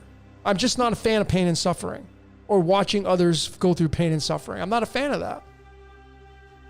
But I guess it's not that bad considering that if you're a praying mantis, if you're a male praying mantis and you go hump your old lady, well, she just may eat your ass at the end of it after you're done screwing. So I guess it's not that bad being a human. Or I guess it's not that bad. You could be an aphid sitting on a rose bush just chomping on some leaves, and along comes the lovely ladybug and snatches you up and starts to eat you alive. I guess it's not that bad being a human. So when I compare my life to the insect world, especially, it's pretty it's pretty devilish down there. So it's not that bad.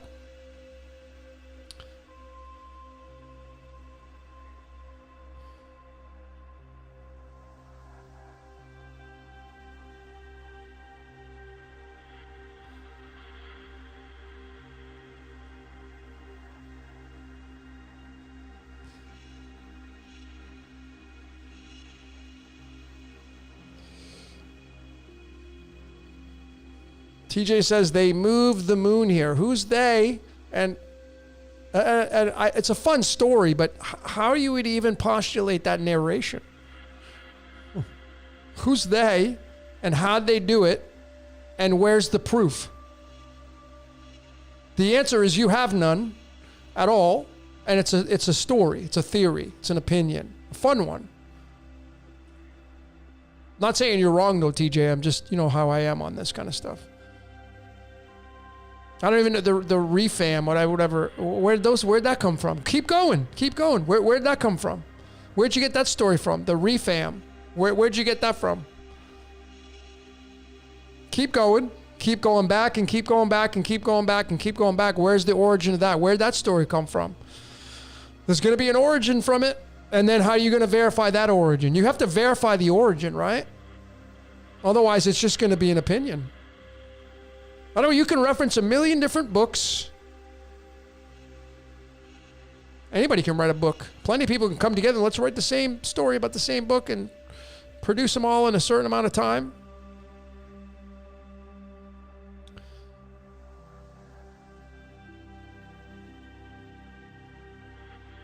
The Enuma Elish. Well, have you ever seen it? 30,000 tablets on. I've never even heard of this stuff, bro. It's a story. Get me some solidified information on it and I'll take a look at it. I'm talking real tangible stuff. I'm not talking about from some author who has a book. Real shit. You should go to the museum that has these tablets. That's what I would do. Have you ever been to the museum that's got the tablets?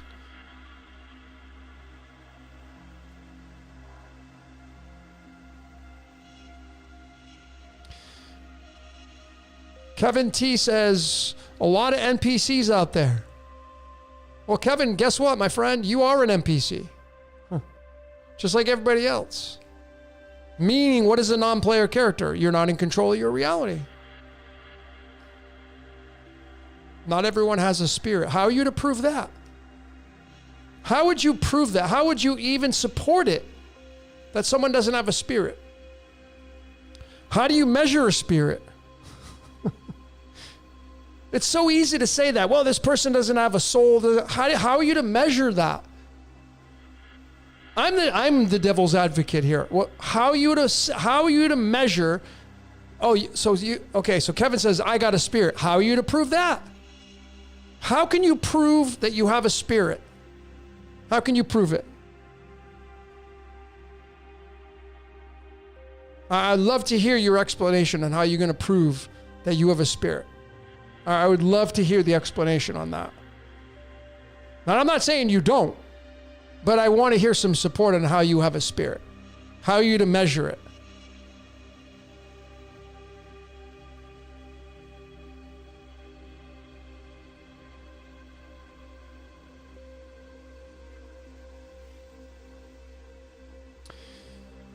Eldon King's asking about some books. I don't know about those books.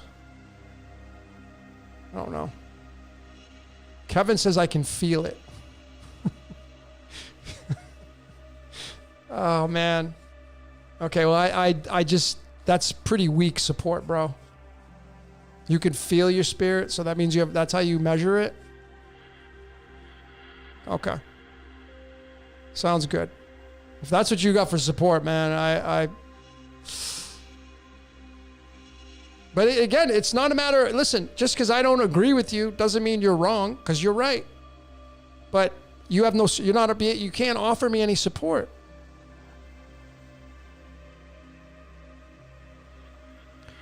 Just saying something doesn't mean that it's true.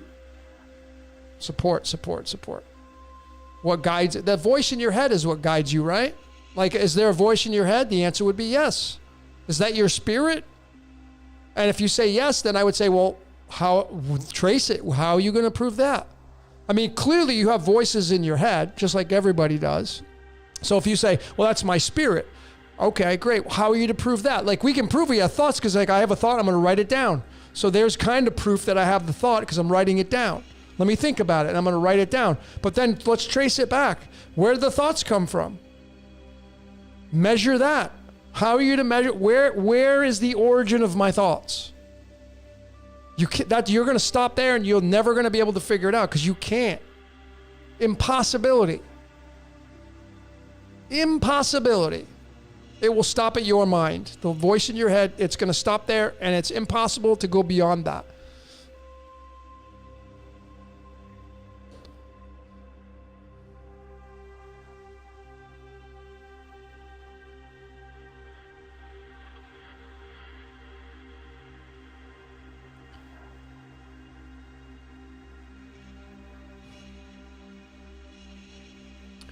Lucy Rose Up says, why do we need to prove it? You don't. I'm just having fun. You don't need to prove anything. Whatever it is that you believe is the most important thing. I'm merely somebody who's a devil's advocate, and I'm a doubting Thomas. I don't just believe something that somebody tells me. I do a lot of reference, and I do a lot of research. And my opinion is empty and meaningless compared to yours. So you don't need to prove anything to me at all.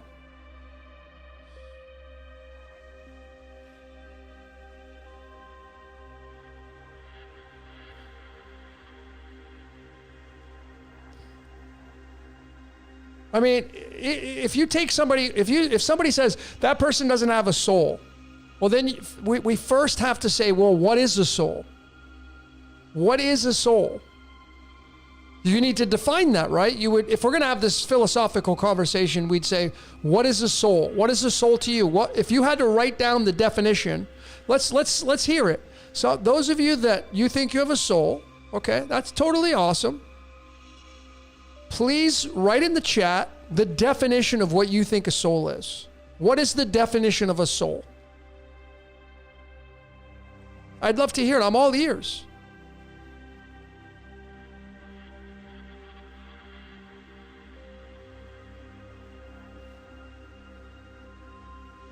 It's just like when somebody says, oh, we're in a simulation. What is a simulation?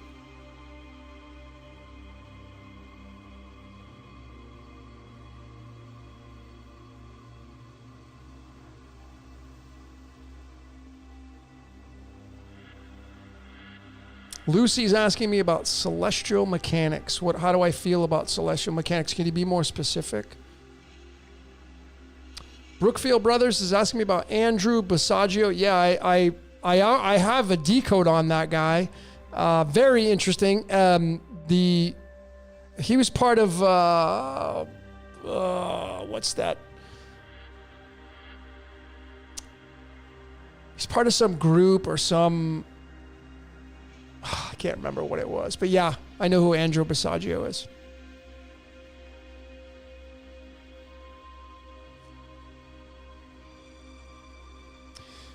Kevin, I'm not here to debate with you, my friend. I just simply asked you if you can please put in the comments, since you say you have a spirit, what is the definition of your spirit inside of you? What's the definition of it?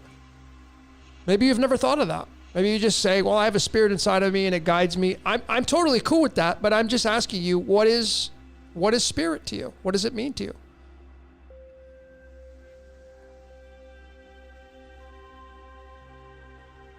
See, now Kilt's got something. Soul is immaterial, eternal essence. Okay, cool. Higher self.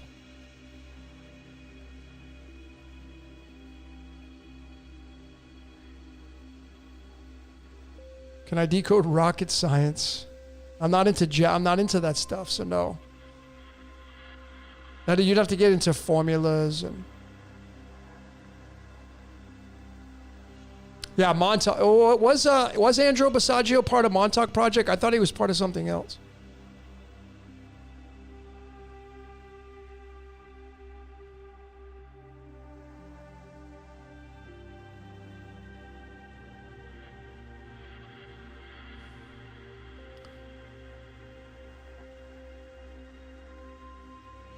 Lisa's Latin word for soul. Okay.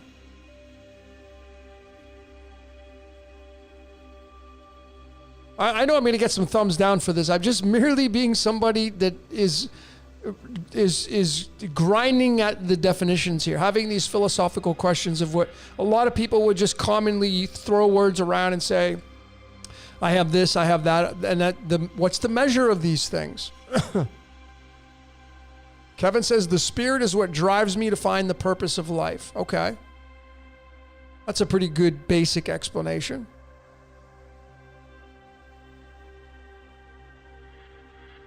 Andrew B has something to do with time travel. I think he does. Yes, he does. Jordan says he has something to do with time travel. He does.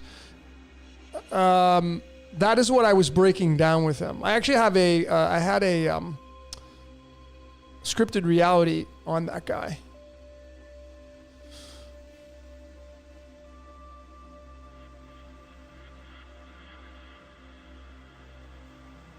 Jessica says, couldn't the soul then be your controller? It sure could be. Because again, if you think the spirit guides you, then again, so like this pen, who has the ability to write with this pen? I do.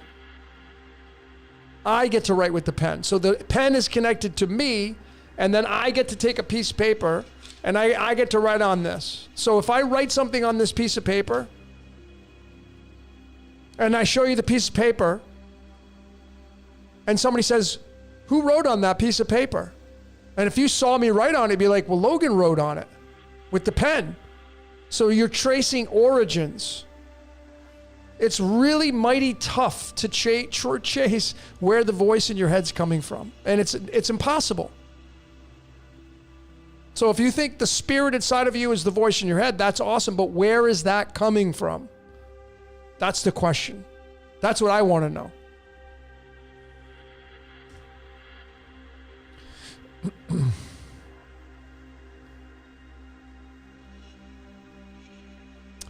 Celestial Nurse is asking about the Vietnam War. I haven't decoded that.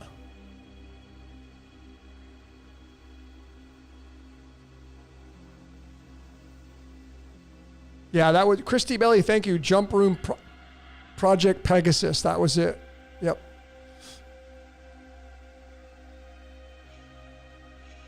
Kids were sent through time.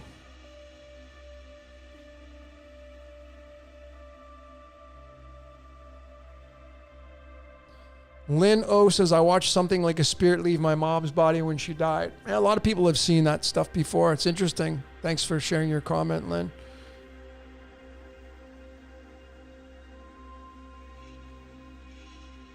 I mean, if you do the numerology on the word spirit, it matches the word soul, which matches the word master, and those are all 19s, which is tied to the sun. The sun card in the tarot is the 19th card in the deck. The letter S is the 19th letter, and the letter S in the prime cipher is 67 because 67 is the 19th prime number. So the 67 is tied to the 404 not found, the word spirit and soul, and the word sun. They all start with the letter S. S is the 19th prime number letter. So there's that. There's a lot of links to the sun being the controller, being the spirit inside of you. The sun, the sun, the sun, the sun, the sun.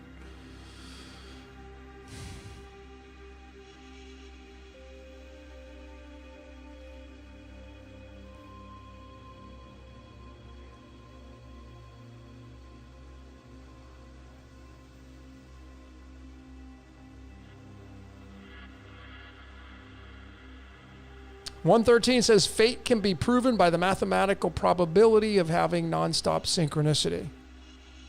Interesting. Jessica's asking about the year 1947. A lot happened. Yeah, the Dead Sea Scrolls were discovered in 1946, 1947. Tetragrammaton and numerology equals 47. Scripted reality equals 47. Square and compass equals 47. White Washington, D.C. equals 47.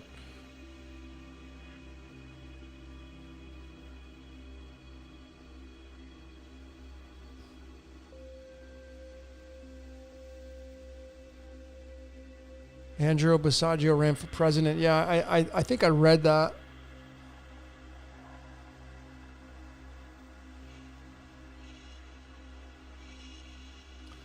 Lucy Rose is talking about being mutants. Yeah, I'm a fan of that. Like I myself and many others have said, you know, I mean, I've been saying it for a while now that I think people are going to start having superhero powers. I think this is some of the DNA activation upgrades.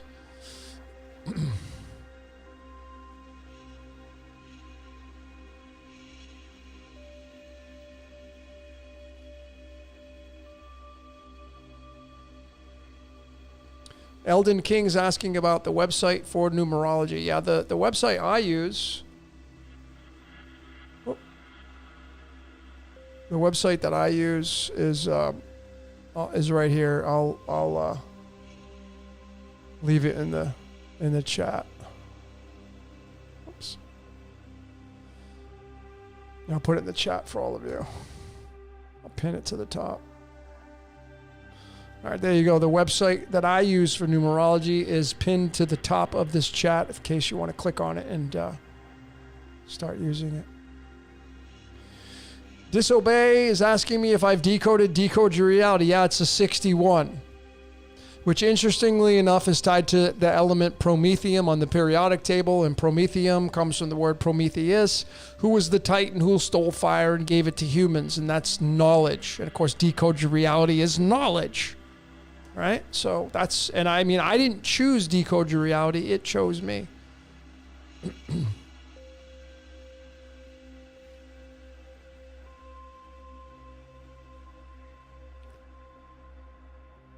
Dooms is saying, imagine real life X-Men. I think that we're already seeing them. People already have power. I think maybe that when the DNA activation upgrades come in fully, I think you're going to see them.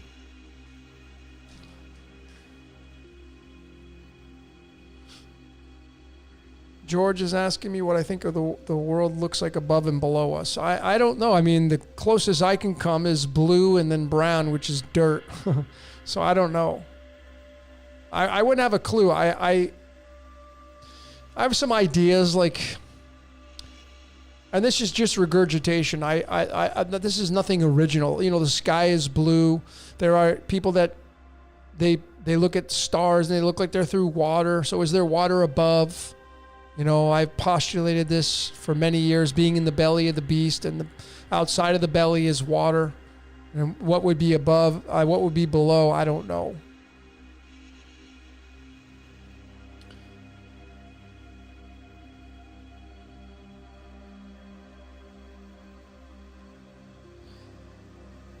Yeah, that's the thing, folks.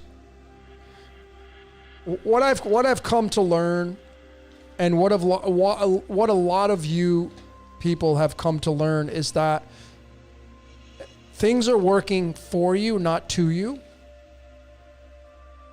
The things that are happening for you are working for you, not to you. Like, oh, that happened to me. No, it happened for you. You just got to look at the clues. When something happens for you, you're going to react to that, which shapes and moves your reality. And these options that you feel like you have are already part of the script. You're going to choose door number 1, door number 2, or door number 3. You only have 3 choices. You may think you have more than that, but you're going to narrow it down, and you're probably going to choose a specific door that you normally would choose, which has already been written for you in your screenplay, in your scripted reality.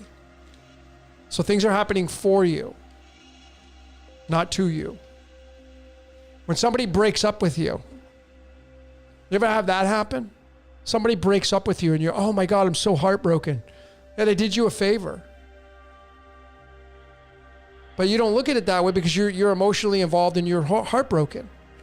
I know what it feels like. It sucks. It's one of the worst feelings. Like going through that, the crushing of that sucks, but it's happening for you and it's for your greater good. It's always going to promulgate you towards something greater.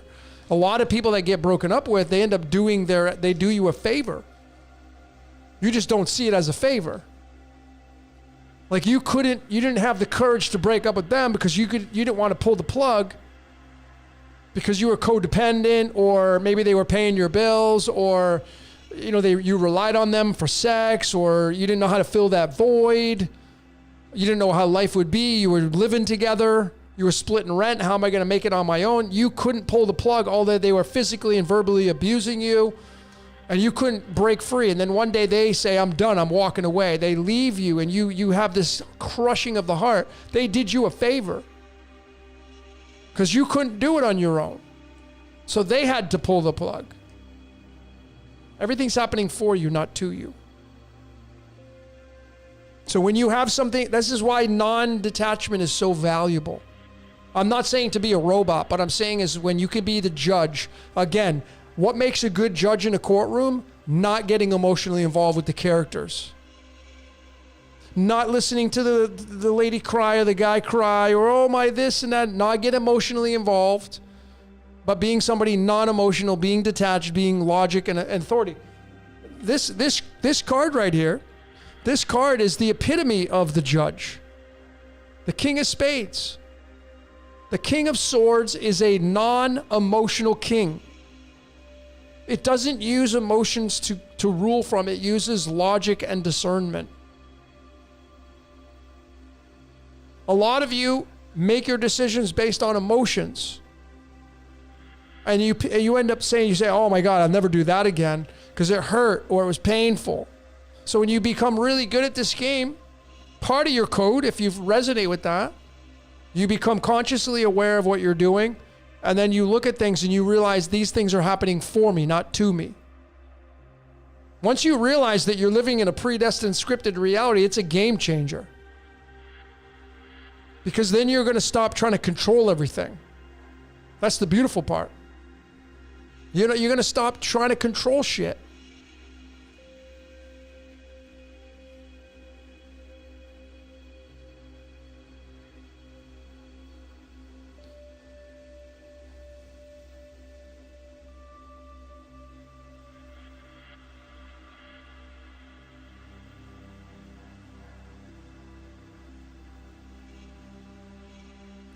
Sylvia's saying, could it be stop being manipulated by stopping to think? Yeah, I mean, thinking is free.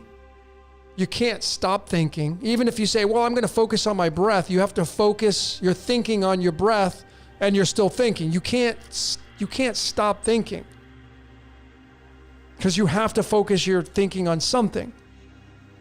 Well, I'm going to focus on this black dot when I close my eyes. You're thinking about the black dot. So you can't stop thinking. But maybe, just maybe, you can be non-reactive to the things that are happening for you and realizing everything's doing you a favor rather than thinking something's bad. When you really stop to think about how it's working for you, not to you. It's a game changer, I think, anyway.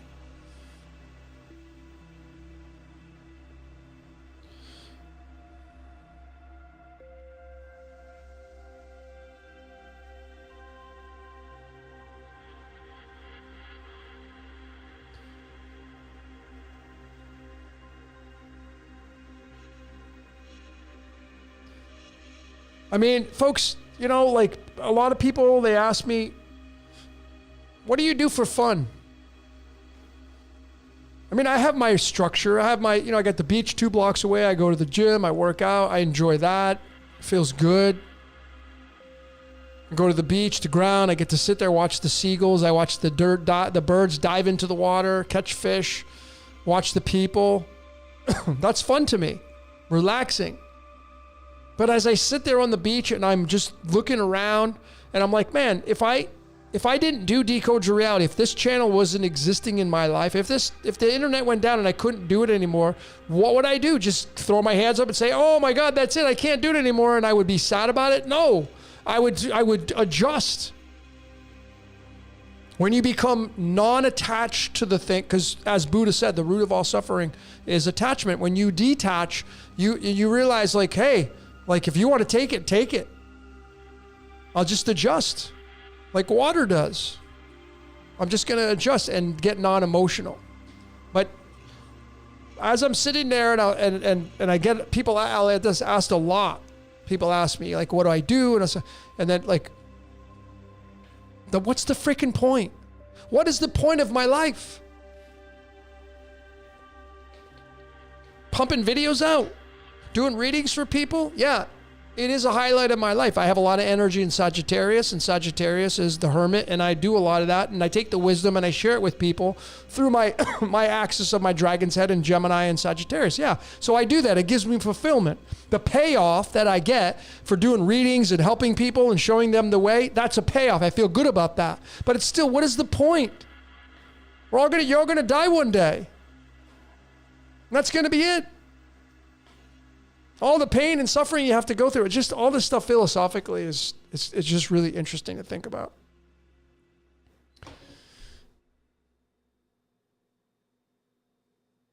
Thank goodness for cats. Yeah, for sure.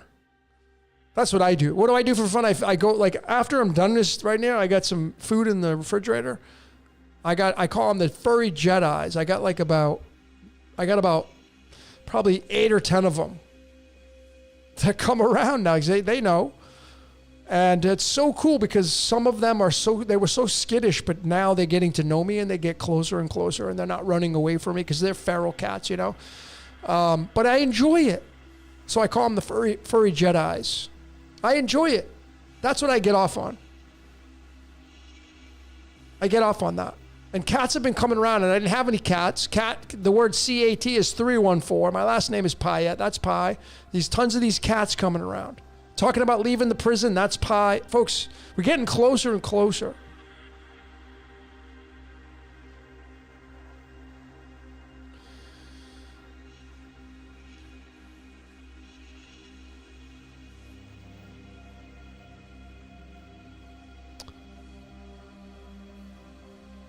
What's my food intake like? Jeep Sahara.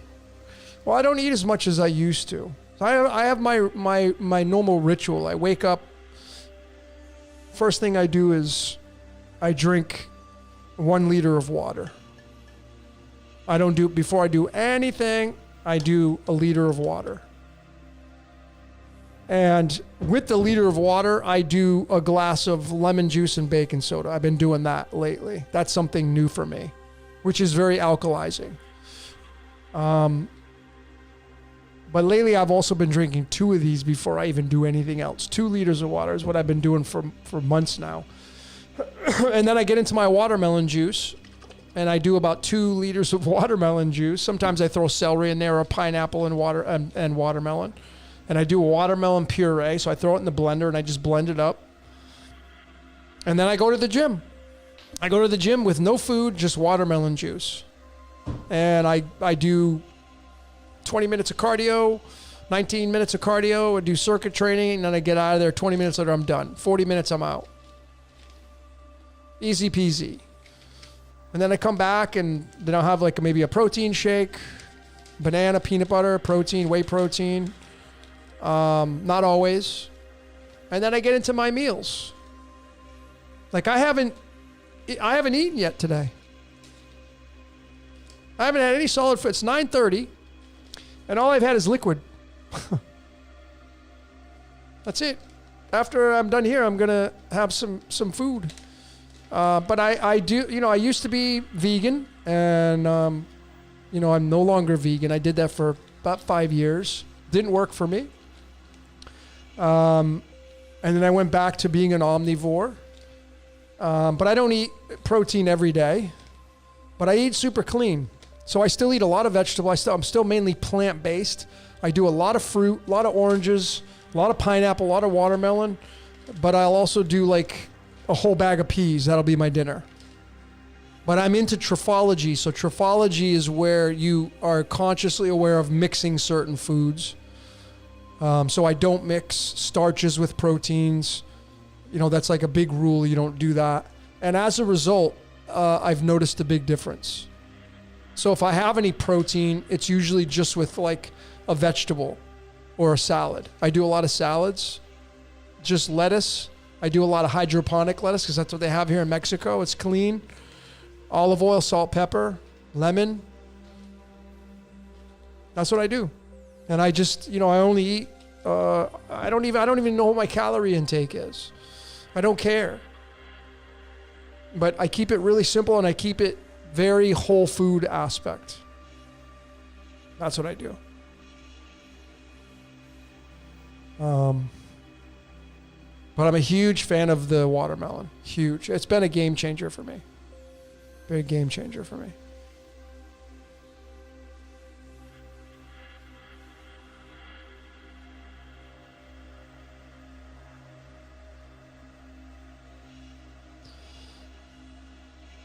I went through the whole consciousness thing about animals, and like I have friends that are vegan. I used to be a proponent of that. I went through that whole consciousness, and I get it. I mean, I totally get it. But as somebody who, and I love all animals. I mean, I'm saving. Like, I have a hard time. I have an ant issue sometimes here in my casita, and they keep me on my toes, as I like to say, meaning that I can't leave any food. I left a napkin on my desk. That I have this long 6-foot desk, and I left a napkin on my desk, and the ants literally climbed up my cable that goes down to my floor from my processor on my desk. They climbed up it, and they got to the napkin, and there was all these ants, and I'm like, I can't, I'd rather I blow them off the desk. Because I blow them off, they're going to end up going back, and then I get rid of the residue. I get rid of the napkin, I throw it away. So they keep me on my toes. But I'm very consciously aware. Insects, I feel bad like killing them, but I'm into studying that kind of stuff. But I realized going through these consciousness traits that everything gets eaten or dies and returns back to the ground, whether we like it or not. Death is part of life. And I realized also that, that you take your blood types into consideration. That's a big factor. And I used to be that guy, the proponent of veganism and all that stuff. And I get the whole animal cruelty and I get all that. Consciously, I get all that kind of stuff.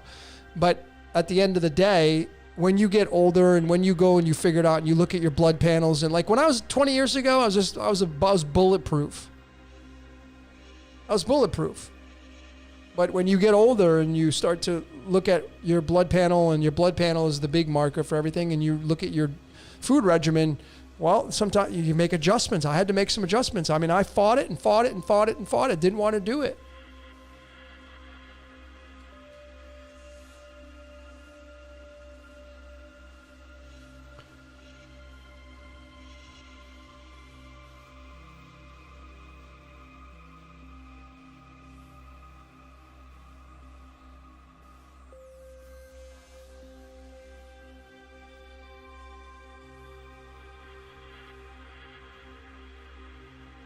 I mean, the way I look at it, ladies and gentlemen, if you really want to get into the philosophical conversation about veganism and animal cruelty and all that kind of stuff, and and then we get into nutrition and all that stuff. And I was with the way our bodies are right now, things being deficient, the soil being deficient, your body, you have all these gene markers. Like I have one of the best nutritionists I know of, that my go-to, and I'm a nutritionist, is in Los Angeles, and he's the best of the best. His name is Drew, and I send people to him. He's amazing. And I fought it. He was telling me, like, Logan, you got to do. I'm suggesting you do this. He does gene markers. He looks at what you're predisposed for in your markers in your genes. And we're so broken. Like the way our bodies are, and you have all this trauma that you've carried across, and your mother in the womb, and then you have like the nutrition lacking and maybe her diet, and it's passed on to you. So there's all these traits, and so like there's no cookie cutter freaking way to eating, man. There just isn't. And all this fighting about, it's the people get angry if they're carnivore or vegan. It's like, why we fight? It's no different. There is no difference of somebody arguing about being vegan or carnivore than it is someone saying that Christianity is better than being Muslim. There's no difference. It's the same energy. The arguing and debating and division, it's the same thing. At the end of the day, folks, you're all going to die. Everything's going to die and return back to the ground. That is a guarantee. Now, if you want to get into what I was talking about earlier, you want to get it like animal cruelty and all this stuff, well, I'm going to tell you right now, chicken is going to plop an egg out whether or not anything happens. And the egg does not have any kind of animal product in it whatsoever. There is no embryo inside that egg. There's the yolk and the albumin. Those are not embryo. That is not an animal inside there at all. Okay? So they're going to plop it out no matter what. So there's that. And then there's fish. And fish, when they catch fish and they plop the fish on the table, they instantly and automatically cut the head off of the fish. So there's no suffering with fish. There's no slitting and blood draining and all that stuff. So if you're somebody who's considering, you're on the fence, or you feel like instinctively you should be moving towards animal protein, well, eggs and fish to me would be your go-to if you're somebody who's consciously aware and you don't like the cruelty and you ethically. And I went through all these ethics and stuff like that. And, it's not easy, folks. It's not an easy decision. But anyway, when you start to think about these kinds of things, they're big game changers.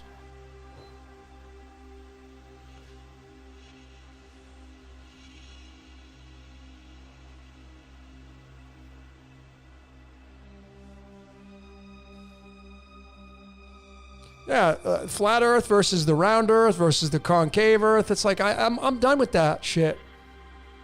For a long time, even before I broke down the Masonic flat Earth, I got that decode out on Patreon, showed you what I thought it was. Not interested in talking about it. I don't care.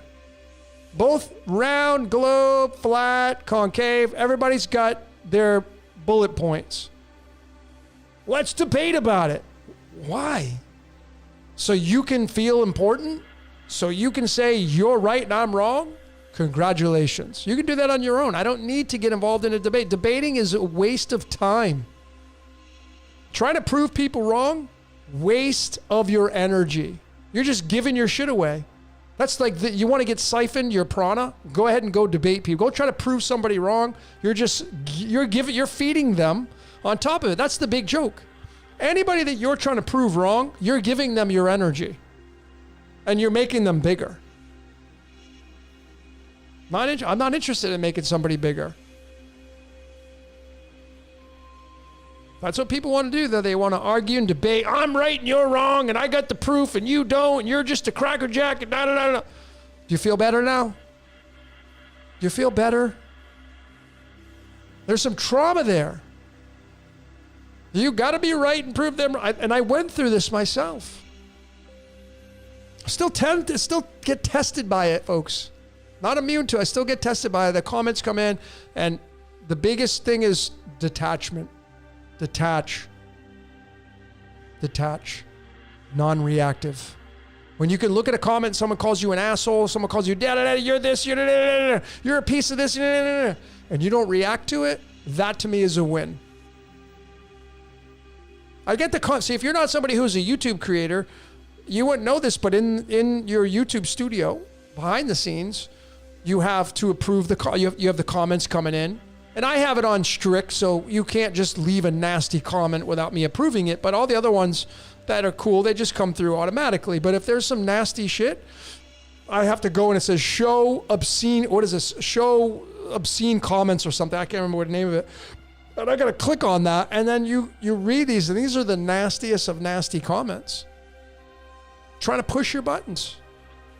And I just say thank you so very much, because I just go into my settings and I just block them. So I'm grateful. I get grateful when I see comments like that.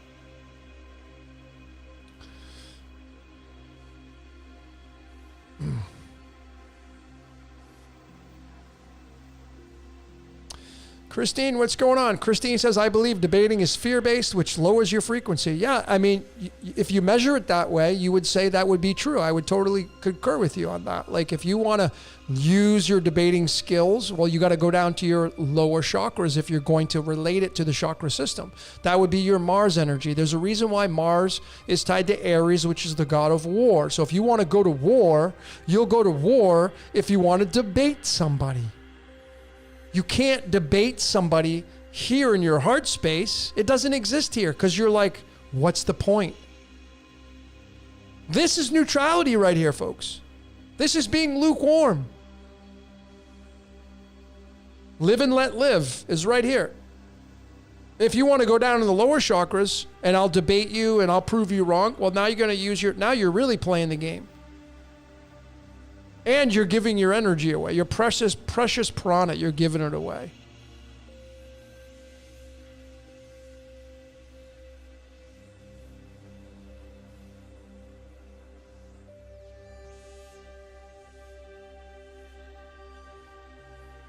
Lucy Rose Up is talking about diatomaceous earth. I think that's what you had said.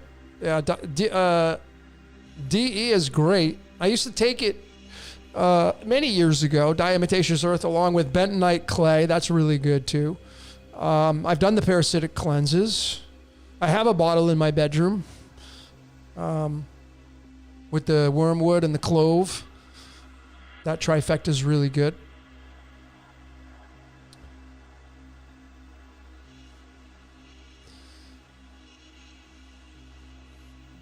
Jode Star says that she would really like to know, what do we live on? Well, how about this, Jode Star? If you found out with absolute 1+1 certainty that you live on a flat plane, then what would you do? What would you do at that point? I know what I would do. I'd just be like, okay, now what? Like, I'm not going to cook something different because I found out we live on a pizza box. I'm not going to buy some different groceries now because I found out we live on a pizza ring. I'm not going to do this, and I'm not going to do anything differently. Now, if there's lands beyond this or whatever, well, that's a different story. Personally, I don't think the earth is completely flat. Not what the research shows. Matter of fact, the research, it's a wave. It's a wave. Earth is like a wave, the W. That's why waves and frequencies rule this reality. That's why terrains and stuff, they're not flat. There's waves and there's hills and valleys. This is what the earth looks like, I think. So it's not completely flat, no. That is my truth.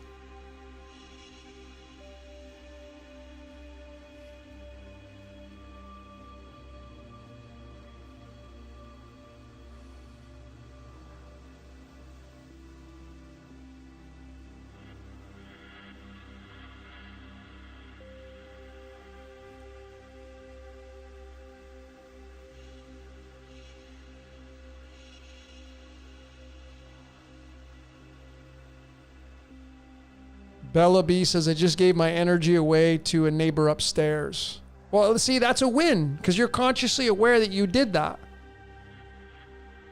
You'll see, folks, you'll see when things start to push your buttons. It's happening for you. It's trying to get a rise out of you. I'm telling you, just 2 weeks ago, I'm running through the airport. I'm rushing, and I stop myself. I'm like, you're not going to get a show out of me. I know you want to get a show. I'm not going to give you a show. Stop giving the show. Stop being non-reactive. Being reactive, I mean. Become non-reactive. Somebody starts yelling at you, you'd be like, okay. It's fun to have conversations with people, but it's just another different story when you try. Like, debating is the biggest waste of time there is. Absolute waste of time. If there is a waste of time, if there is that word waste of time, it's debating. Complete waste. Two people trying to, it's like, why don't you just go punch each other? Why don't you just go get into a fight? So that's better. At least you'll say you either get your ass kicked or you kick someone's ass. This is way better.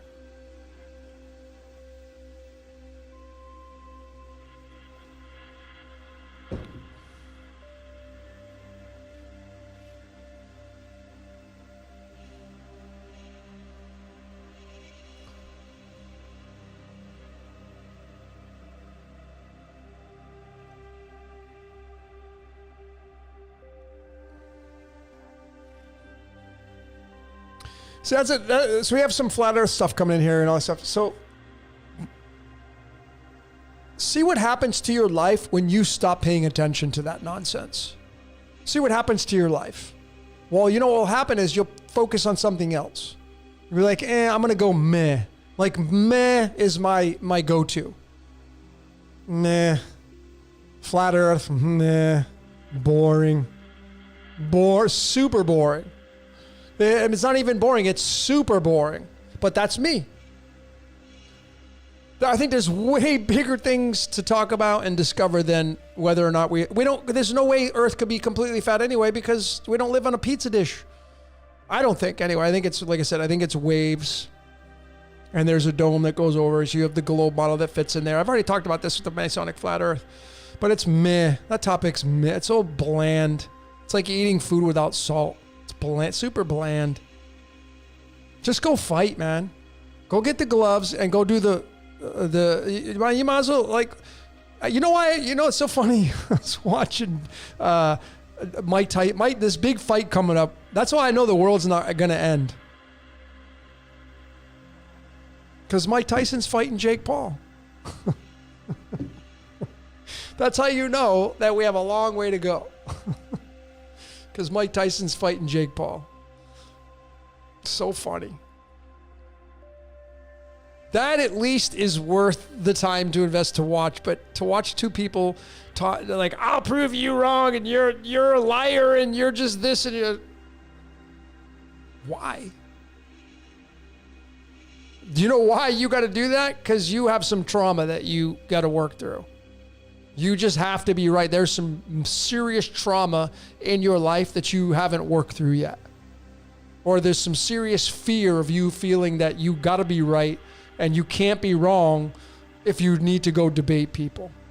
Once you remove that and you realize, like, I don't give a shit what you're doing in your life. I'm just going to go do me. There's so much freedom in that. But there's seriously a fear, trauma-based emotion attached to people that want to go debate. Super, super fear-based.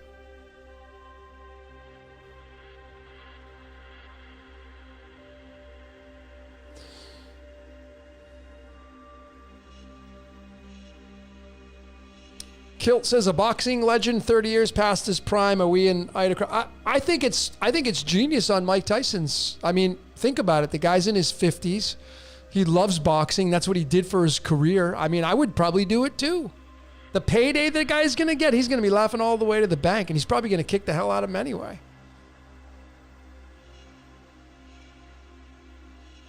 It's entertainment. That's all it is, folks. It's all entertainment. The whole thing. If you're not going to watch that, you're going to watch this. If you're not going to watch this, you're going to watch that. If I don't watch anything, I go outside, I watch the cats, I'm still watching a movie. It's just not on a screen. It's on the screen of my eyes. It's all fractals. It's all entertainment, and you're entertainment. I'm entertainment. We're being watched, and we're entertainment. Entertainment is 50 in numerology. Remember what binary was? 229. 229 is the 50th prime number. You're inside the binary system, which is the computer system. We're made up of ones and zeros and letters, numbers, and symbols. And you're being watched and you're being used as a little actor or actress on the world stage. It's fun once you look at it that way.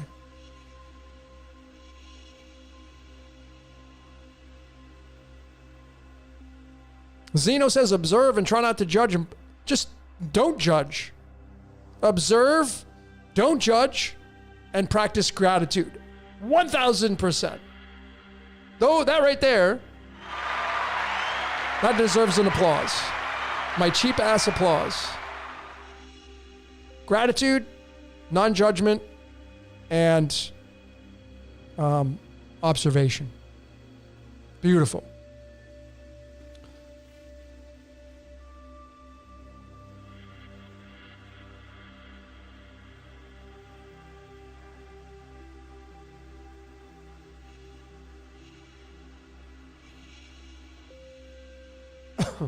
Mr. Man's asking me about pornography. Well, it's a lower chakra. You're in animal instinct. You're using your animal instincts because you're a slave to, or you have to go down. Anything below the heart that's all lower chakra. Think about it. Let me get I have it open. Let me grab this.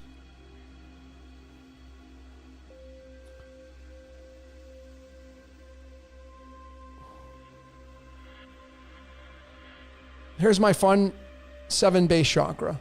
I use this for my readings because it is so important, so valuable. And you can flip these, but this is neutrality, ladies and gentlemen. When you get here, you don't need to debate. You don't need to prove anybody wrong.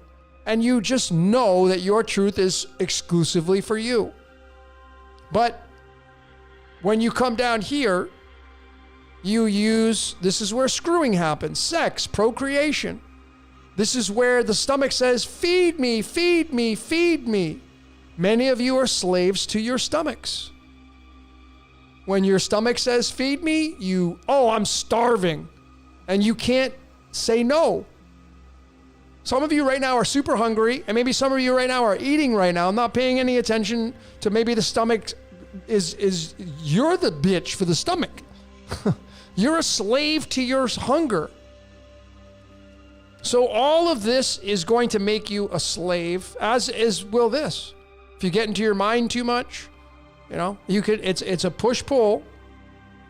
But down here, this is where the stomach, parasites can take up control, sex, pornography, it's all here. War, debating, anger, trying to be right, it's all here. All of this. So and most people never leave this area of the chakras. They stay here their entire life. Fear-based. I'm going to beat you up. I'm going to steal your money because I'm afraid you're going to steal mine. I got to go and screw people all the time. I got to have an orgasm. I got to bust a nut. This is all you're under the guise of this. You're not in control of that. Now, is there a way to level up and maybe have some control back? Well, that's debatable, right? But really, I feel like the big takeaway is this, neutrality. Neutrality is what really is the winner here. And that is where, when you sit in this space, remember, the matrix was green. Green is the number 20 in numerology. The word balance is 20 in numerology. So this is the winning place to be. Not here or here. Okay? This is hot and cold. This is yin yang. It wants you to play. And you're going to play. But when you're here, you're more meh. You're going to realize that two sides of the same coin. And when you're in control of your animal instincts, you eliminate the opportunity to come down here, and you consciously know that. And you don't need to come down there to do anything. You could stay here and be super, super happy. Okay?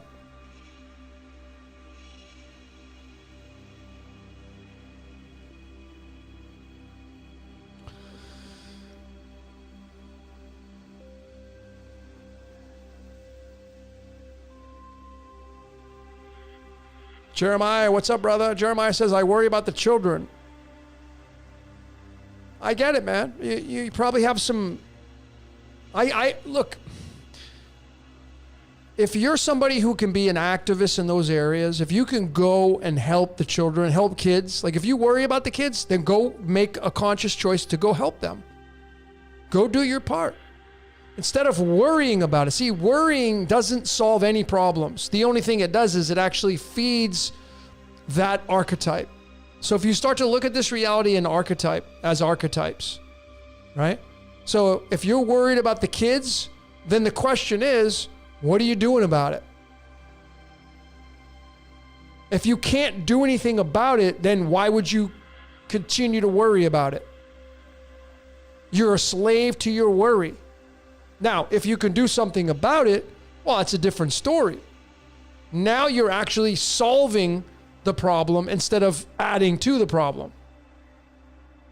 Remember, ladies and gentlemen, our emotions are what feeds this reality. Nobody gets a hall pass on that. So if you're somebody who, worries about what am I doing about, I have all these stray cats and dogs outside, right? And there's raccoons now, and there's Tohonas, the badgers, and all that stuff. What do? I could go outside and just not pay attention. I see them all around here. I could be somebody who, don't care. Let somebody else do it. Not concerned.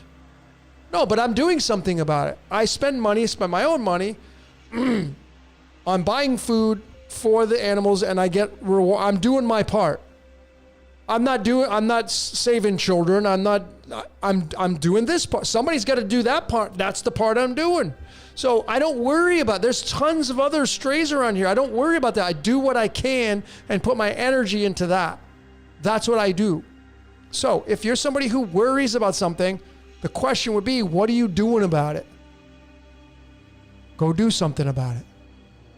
Otherwise, stop worrying. That'd be my suggestion, since you asked.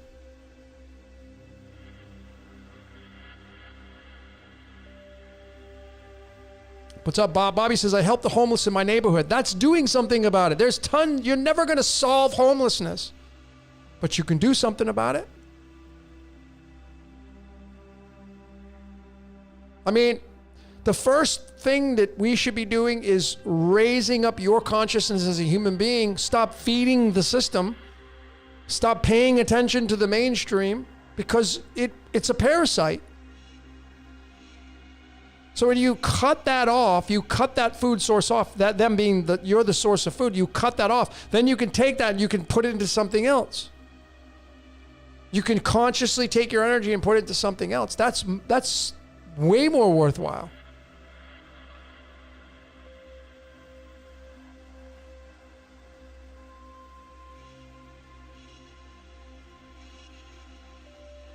Reality within says worry is a lack of faith. You could say that, yeah.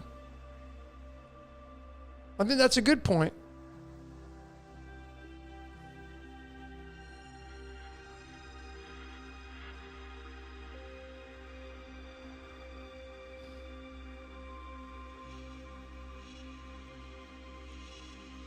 Jeremiah says winter's coming. Winter came last year. What are you doing differently this year than you did last year? You and I have had this conversation.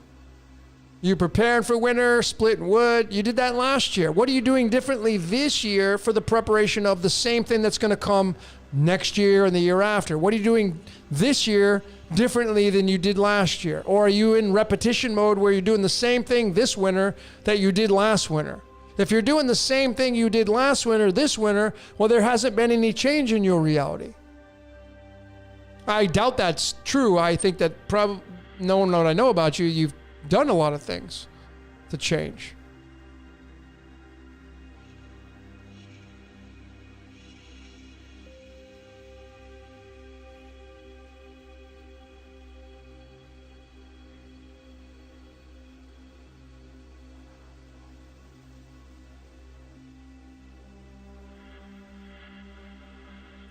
Deb is asking, who do you think we really are? Consciousness. Your consciousness. Think about, again, folks, if you really, what are you here for? What's the point of life? Once you look at life, what is the point of your life? Well, the answer is you're being used as a human being. That's the answer. As consciousness. Now, if you're somebody who believes in simulation theory, let's talk about simulation. What is the definition of a simulation? Do you know what the definition of a simulation is? A simulation is where you plug information into, let's use the computer. There's computer systems that generate information when you plug in scenarios, and the computer will spit out the end result of those scenarios. Those are called simulations. So I'm going to run certain parameters in the computer, and they're called simulations, and it's going to simulate what will happen at the very end. Let's say it's 10 years from now. I'm going to plug in, okay, this is going to happen, that factor is going to happen, this is going to happen, that's going to happen. I'm going to plug it into the computer. The computer is going to spit out an end result of all those things that we're putting into the computer, and that's called the simulation. Okay, great. So if you're somebody who believes in simulation theory, then that means that this reality has already been programmed a certain way, and you're living out the simulation, and the end result is already determined. That's what it means to live in a simulation theory. That's what simulation means. Your life has already been written, and you're living through it, and at the end of your life, it's already determined. Just like mine and everybody. That's why predestination, that's why all these things can be decoded, because it was already written before. That's what it means for simulation theory. It's really simple. All you got to do is start looking at life through like the lens of a computer. That's all you got to do. Because you're living in one. We're living inside of a computer.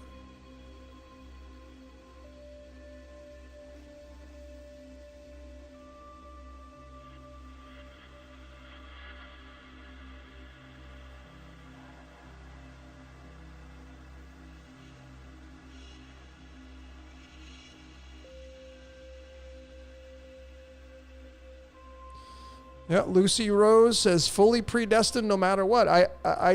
That's what the research shows. I mean, we can easily say that predestination, but the research, I mean, for myself personally, I have over 500 videos now, and the patterns are very crystal clear that people don't have choices.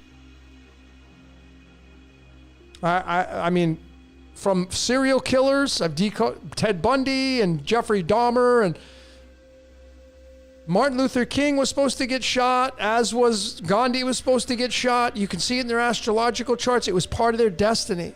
Didn't have a choice. So when you realize that you're not in control of this consciousness, why would you worry about it? The consciousness being the collective consciousness.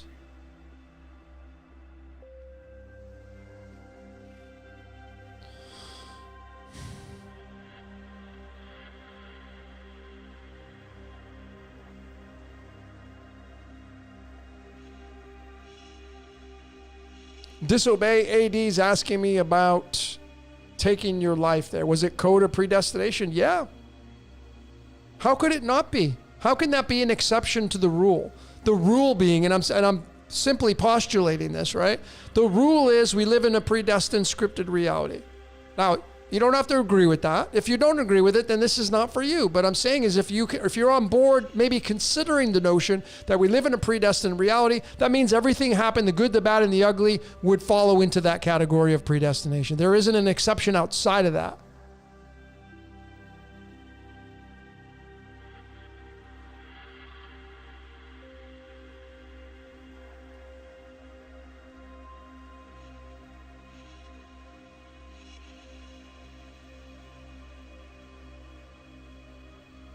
Lucy's asking, what about they are all main players? You're a main player. I don't know what you would mean by that.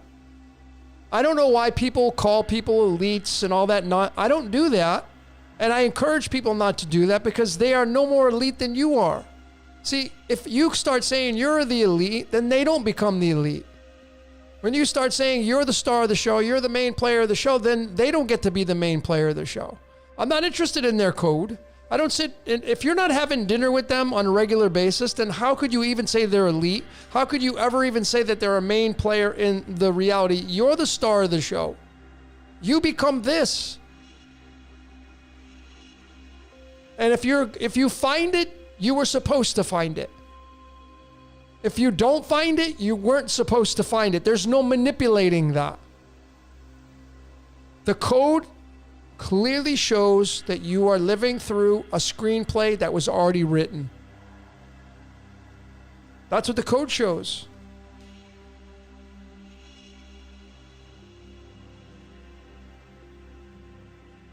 And yes, Lucy, NPCs, non-player characters. That includes everybody. Even the main players that you call main player. I don't look at them as main players. If you're somebody who's on board with simulation, simulation means everything's already predestined, written into the computer code. The computer code spits out a simulation, and then the computer runs that simulation. Take the computer and move it and replace it with God. God is the simulation. Everything gets put into the God simulation, and then you run through the simulation. At the end pops out the results. We're living through that simulation. You can say, you're God, I'm God, everything's God, everything's part of the simulation, everything's part of the hologram. You could say that too, for sure. So who cares? Your role is the only role that matters. When I do a reading for somebody, I do my best to put them on a pedestal. I'm not doing it to blow smoke. I'm not doing it to get a blue ribbon. I'm not doing it to get a pat on the back. I'm not doing it for feedback. I'm not doing it for testimonial. I'm doing it because that's what I'm supposed to do, because every single one of you is a star in this movie. Every single one of you is a star, but a lot of you are not acting like it because you don't think you're a star. Because you keep saying they're the star. Or it's them, they're doing this, and CERN's doing that, and they're doing this ritual, and here we are. How much emphasis was put on this solar eclipse? And all these, it's Nineveh and all these cities, and they're biblical. Here we are, still here. I'm not saying nothing's going to happen because I did a decode on that. But folks, if you just forget about all that stuff, forget about all those people, all those characters, and you get to be the star of the show, man, your life will change.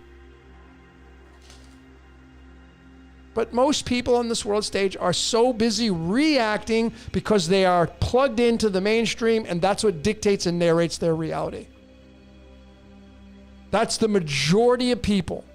And many of you here are a reacting-based energy because you're plugged into the mainstream and you give it energy and you react based upon what they do, and you consider them the controllers. And they're not the controllers.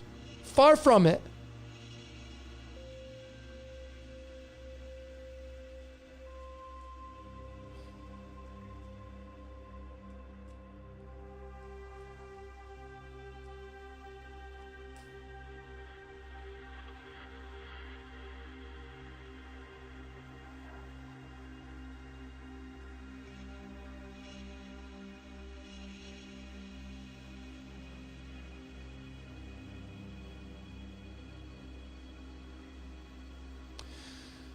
Lucy is asking about, okay, so I'll give you guys and gals on the non-player character, okay? The non-player character, first and foremost, I would ask all of you, your own lives, what is your definition of a non-player character? You need to first define that.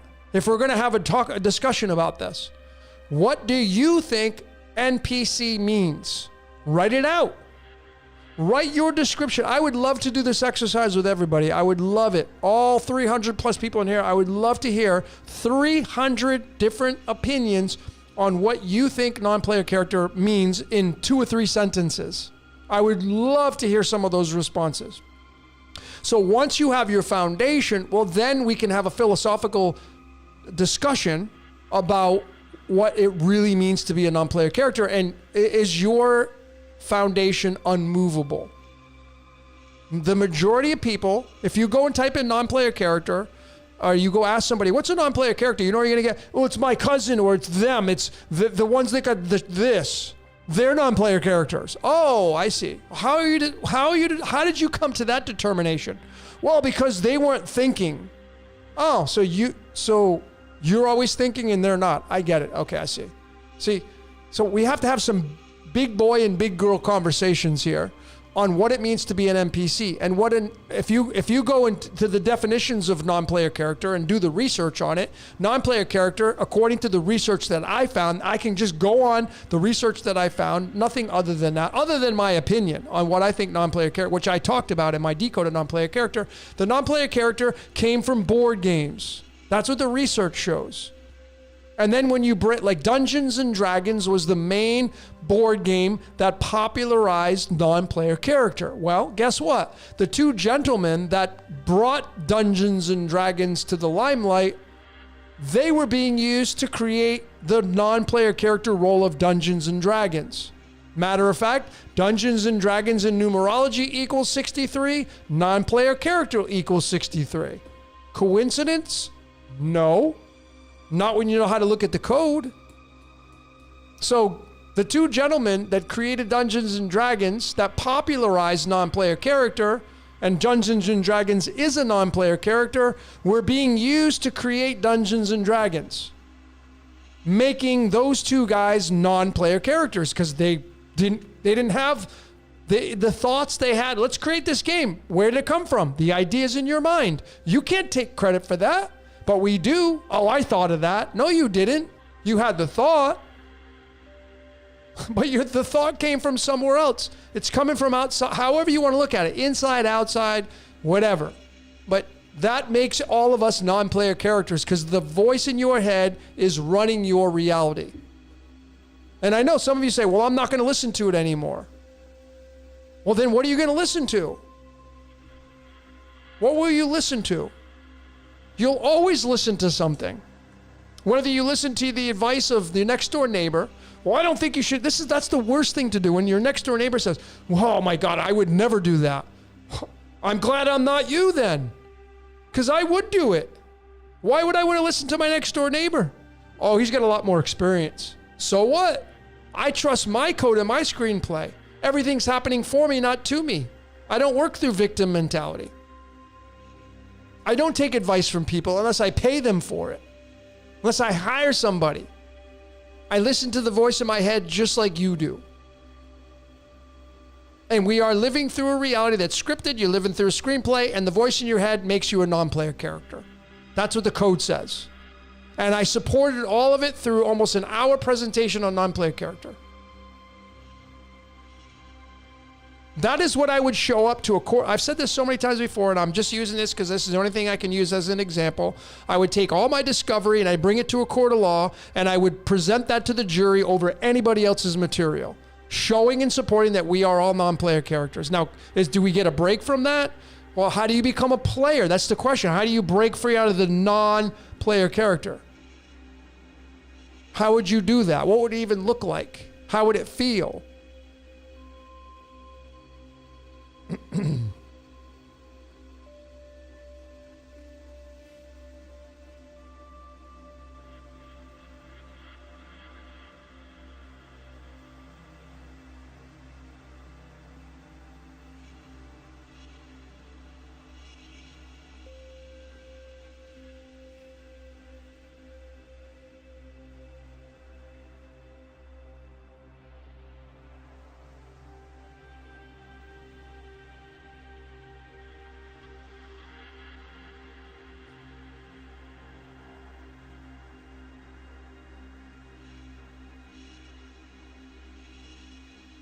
Eric says, break patterns and create your own reality. Well, I'm all for that. And you know what I can tell you? I have successfully done that. But guess what? When I still look at the code, it's still telling me that I'm not in control of it. That's the fun. So I'm done, man. I'm done. It's just like, I'm just going to forget it. I'm studying myself. And it's not narcissistic. It's not ego. It's studies. Why do I want to study? Study. So I can become one with whatever's running this reality for me. Clearly, I'm not in control of the collective. Clearly, I'm not going to change. I can't go yell at the sun and tell it to move. What do you think it's going to move for me? It's too hot. Get out of here. Yeah, right.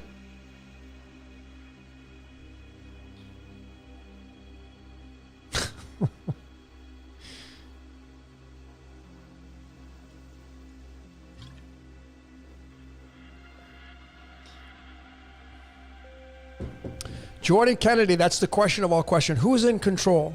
Who's on first? Who's on second? Who's in control? Well, it ain't man. It's not woman.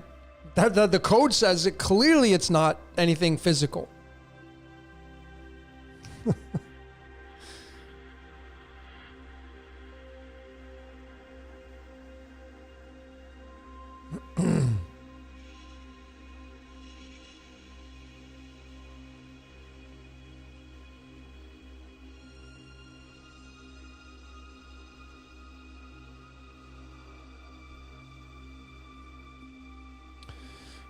I haven't listened to Guide Needler, Lisa. I don't know who that is.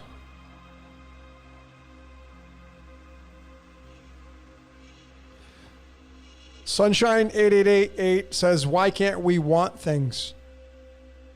There's no can't. Unless you say there's a can't. Why can't we want things? I would just flip that. What do you want? What is it you want?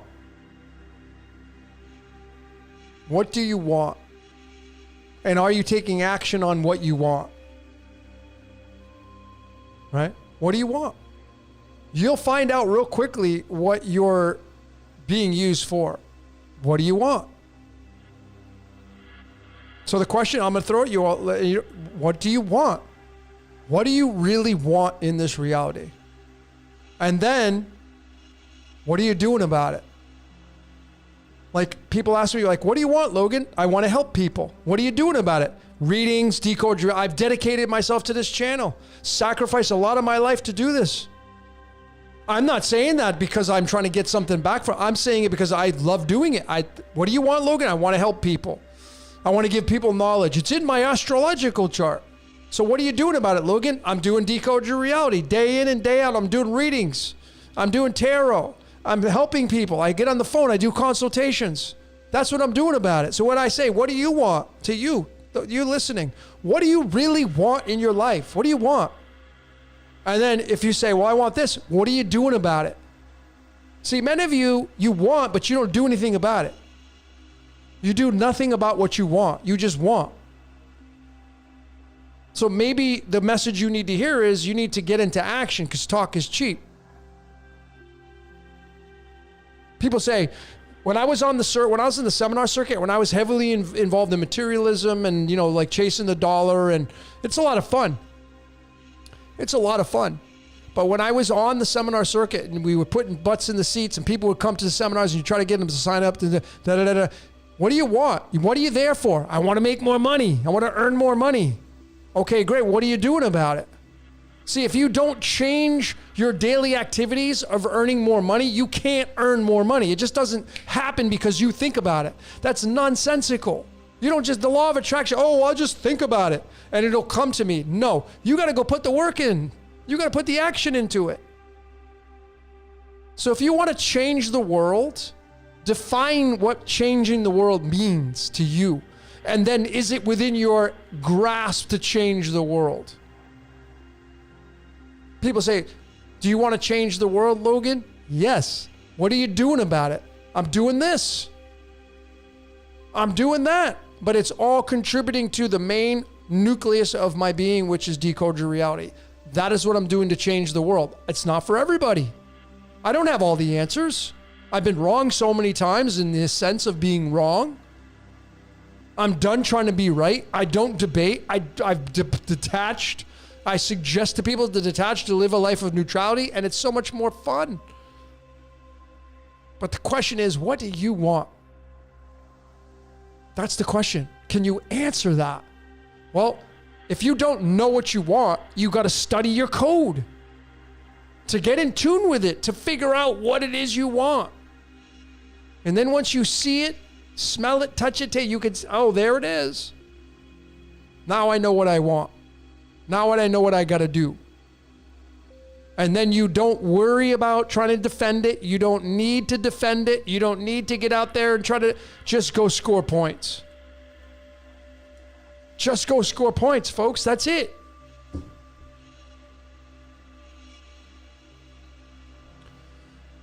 me see if I can find something for all of you.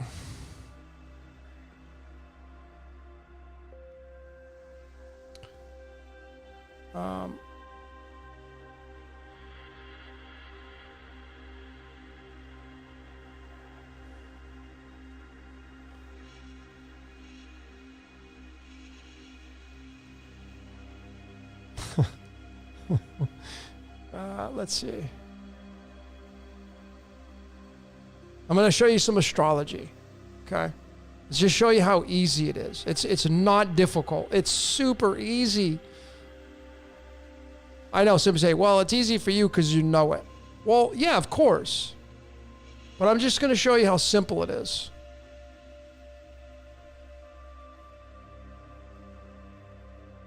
And I've shown this before, but I'm going to show it again.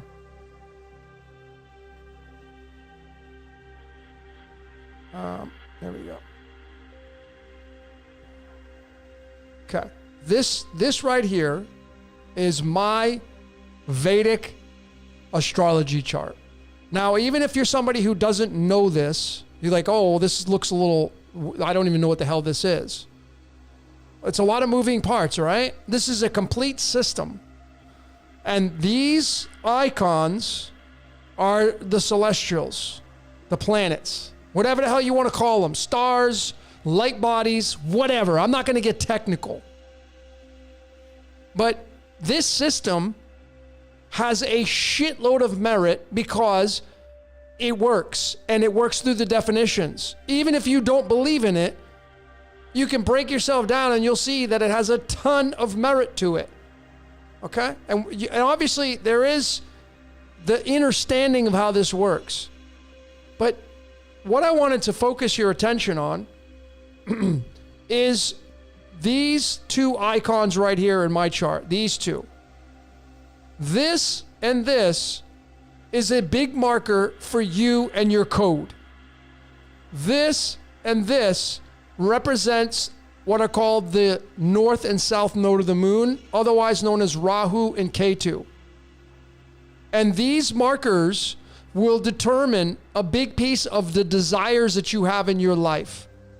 You notice that my axis is in the 9th house and the 3rd house. And the 9th house and the 3rd house are occupied by Sagittarius and Gemini, and they are just reversed. Gemini is by default is down here. So my chart is flipped. So the same energy can be told if it was right side up or upside down. But this marker right here is my desire in life, and my desire in life is Sagittarius, which is the hermit. And the opposite of Sagittarius is Gemini, which is Mercury ruled.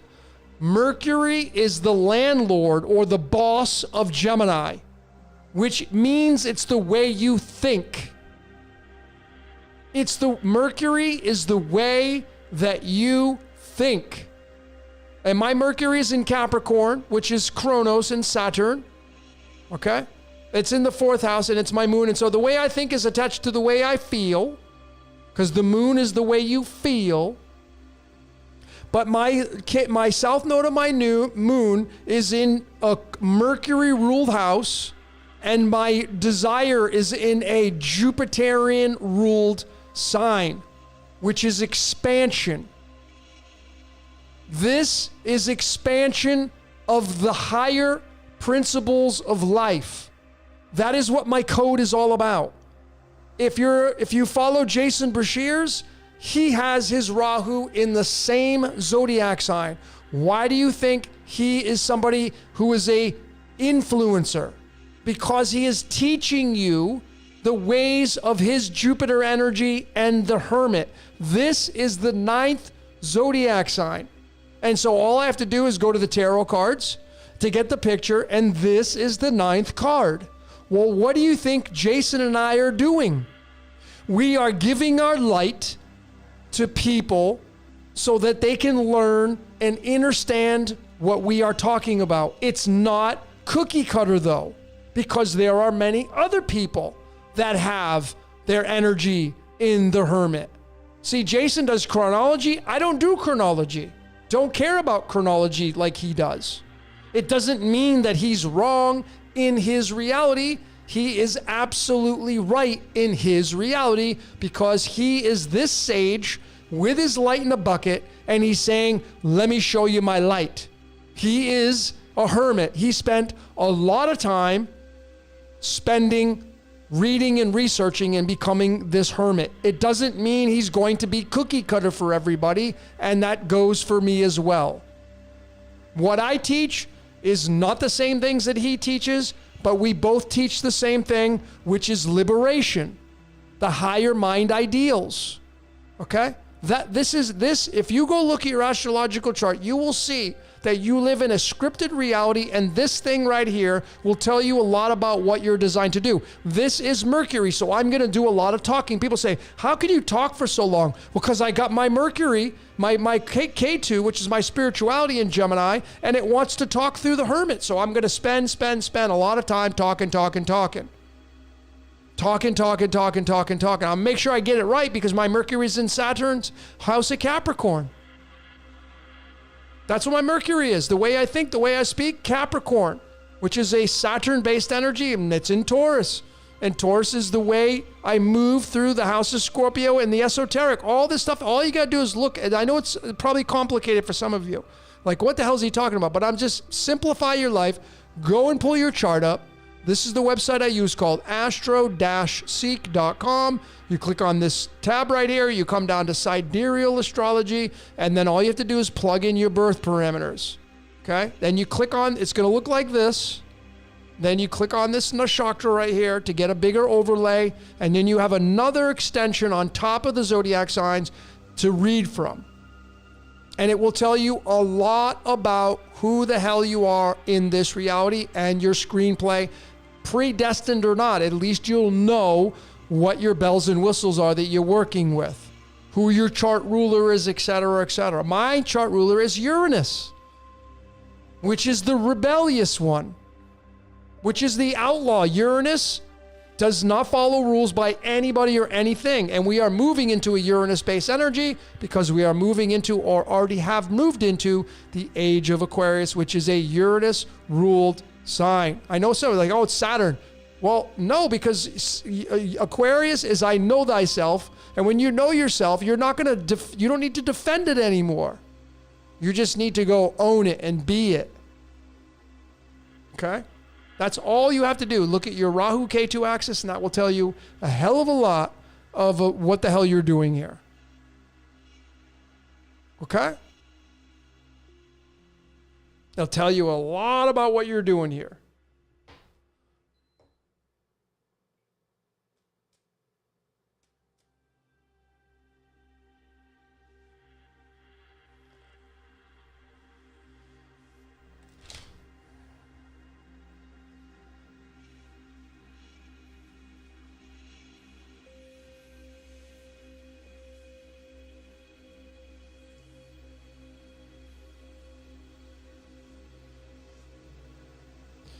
Lucy Rose Up is asking questions that would need interpreting the charts. And I mean, are we talking about your tropical? Most people are looking at their tropical. You have to look at both Vedic and tropical. You need to do the interpretation of both. A lot of you have double sun signs. A lot of you have double rising signs. You need to you need to look at both of those and do the definition. So yeah, it can get complicated, which is why, interpretation has a lot of value to it. But I'm telling you, ladies and gentlemen, the best investment that you can do is breaking down and decoding yourself. I put a video out, an hour long, how to decode yourself. It's easy as 1, 2, 3. Put it out on my channel. It's my most watched video. It's as easy as 1, 2, 3. It's not complicated. I got a course coming out that to simplify it, you'll never need to do anything else but to look at this course.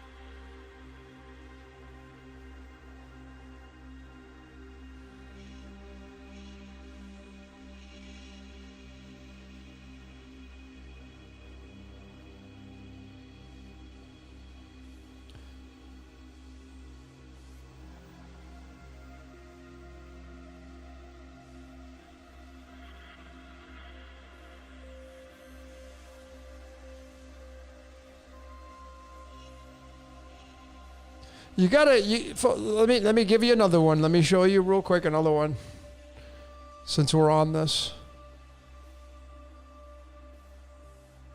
Just gonna be really, really simple.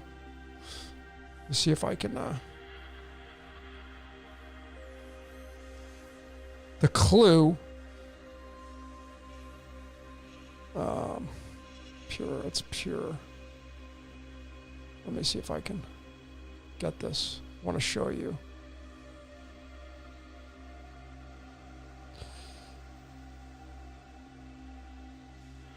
Hold on.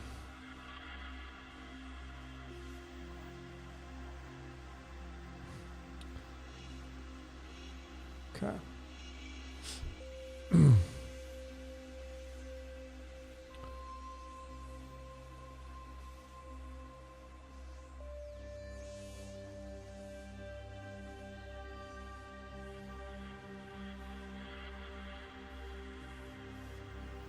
All right, let me get to this chart.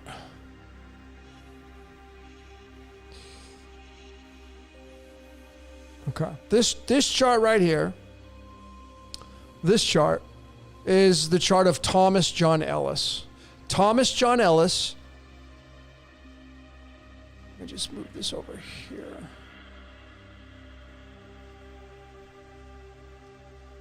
This is Thomas John Ellis. Thomas John Ellis is an actor. He was born in the city of Cardiff, Wales, making him British. And they casted this guy to play Lucifer. Okay? Now, did he have a choice? Well, my answer is abso-freaking-lutely not. Absolutely didn't have a choice. Being an actor, was born and raised to be an actor. His whole family, if you go research him, his whole family are Baptist ministers.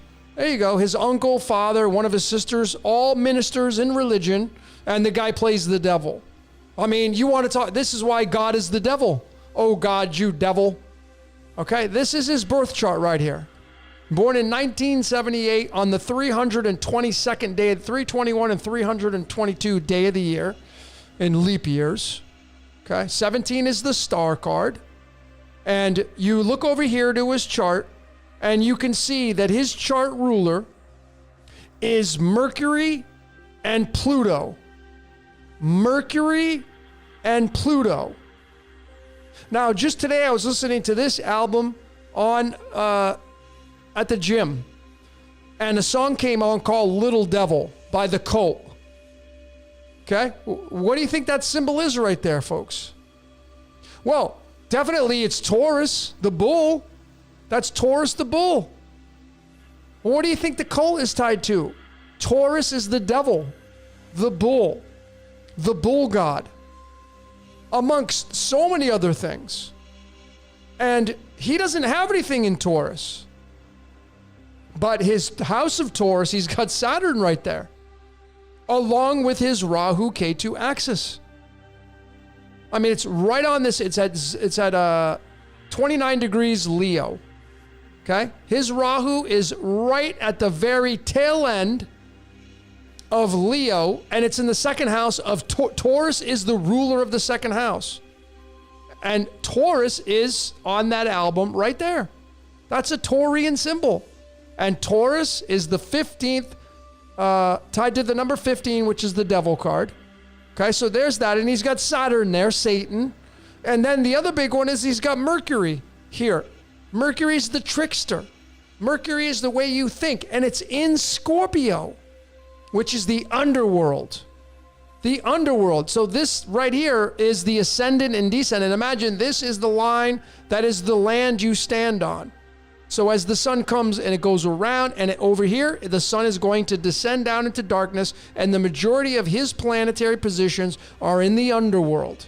He's got Pluto here in the underworld. He's got Mercury here in the underworld. His Mars, which is his masculine drive, is tied to Mercury in the underworld of Scorpio. Scorpio's ruled by Mars. Mars is in its own house, and it's ruled by Pluto. And Pluto's in Virgo, which is the sixth sign, which represents the lover's card. His sun is in Scorpio. Scorpio is sex, sex, sex, sex, sex. This is enter the world, this. But his big marker is the Rahu. His Rahu is in the second house, which is ruled by Taurus. Leo's there. Leo's ruled by the sun. His sun is in Scorpio. So he's got a Scorpio Taurus-based energy. Heavy, heavy Taurus-based energy. And there's the clue right there. It's the little devil. Okay? This Taurus is tied to the little devil. And that's what the devil card means. The devil horns. It is not Capricorn. It is Taurus. Even though he's got his Saturn here inside his second house, that is a Taurian-based house. But of course, Leo is here. So Leo is the sun. His spirit wants to be in the limelight. It is in the limelight. He is a full-fledged actor. Okay? Taurus, and this is the house of Venus. Venus representing love, etc., etc. He's got his Venus in the 15th nakshatra. That's the devil card. Yeah, this is so easy, ladies and gentlemen, to see this stuff. This guy right here didn't have a choice, doesn't have a choice when it comes to his main parts of his life. Okay, that's why I'm telling you, ladies, and just go be the best little devil you can be. All right? Because people, you don't have the choices you think you have. You just don't have the choices you think you have. And when you look at astrology, it will solidify the things that I'm telling you. It's going to solidify what I'm telling you is true, not just stating my opinion through interpretations. So the very best thing that any one of you could do, especially if you got kids, start decoding yourself, start decoding your children. Start figuring out what the hell makes you tick and stop paying attention to everybody else's movie. Worrying about what they're doing. Oh my God, what are they going to do? What are this and this? Stop doing that. You're giving all your energy away.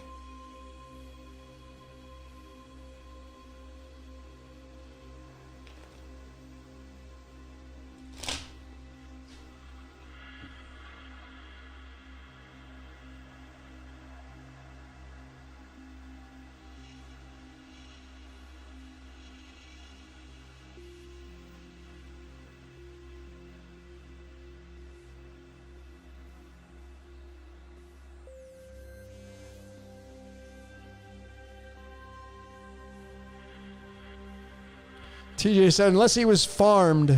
What would that matter if somebody was farmed? Are you farmed? What would it matter if somebody is farmed and groomed? What would that matter? When you're living it, they were predestined and scripted to be farmed and groomed.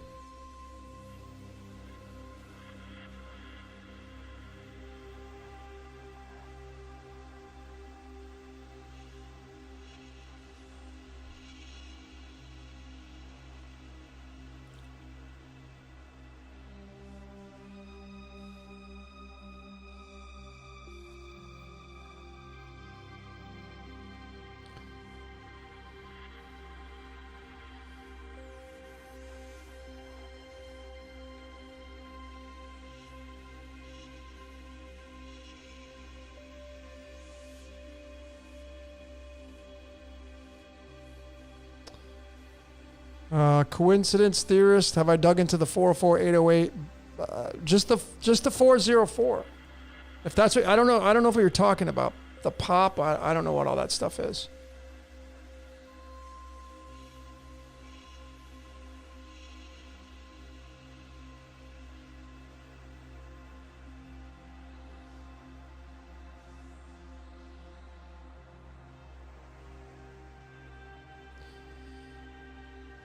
All right, I think we're going to get to the tail end of this. What time is it here? Yeah. And I got to eat and stuff. I haven't even eaten yet. So let's get some tarot cards. Look at the bottom of the damn tarot card, the exorcism card. That says it all for me.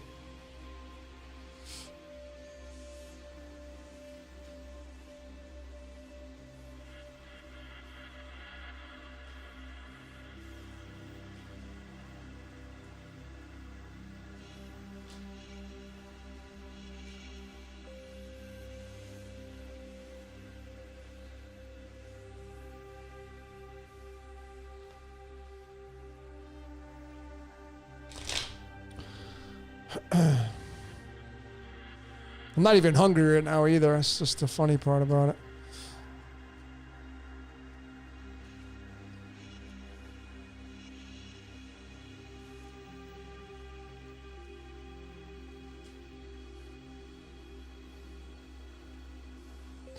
I do have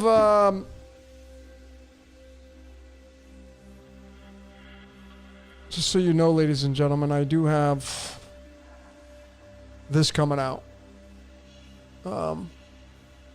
soon. Got all the slides for this. This is coming out. You don't want to miss this one. It's such a contradiction. It's just so ridiculous. But I got this one coming out, so that's kind of up on the world stage. Okay. All right. Shuffle these cards and see what the hell the cards want to say. These satanic, devilish cards. Some lady a couple of last week. Oh my God, you're using tarot cards? I'm out of here. All right, see ya. Let me decode your name with the tarot cards. Oh my God. It's amazing how when we're all this way, how we're all programmed to live in some kind of fear. It's so freeing to not be in fear. It's so free to just like, whatever happens, happens. Like I said, it was just like we'll leave the world behind, the king of the pentacle. So it was just like, when I was decoding the solar eclipse, I personally, I think I even said this during the decode, I'm like, nothing's probably going to happen. Here we are. We're still here. We're still here, baby. Woo! Oh, man. I don't know.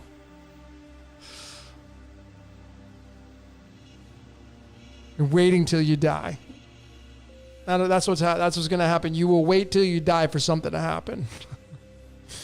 All right. Anyway, ladies and gentlemen, to get to the tail end of this, we're going to do a collective card reading, the tarot cards, to get some messages here. What's going on in this reality? What's the surmise of this whole 404 not found?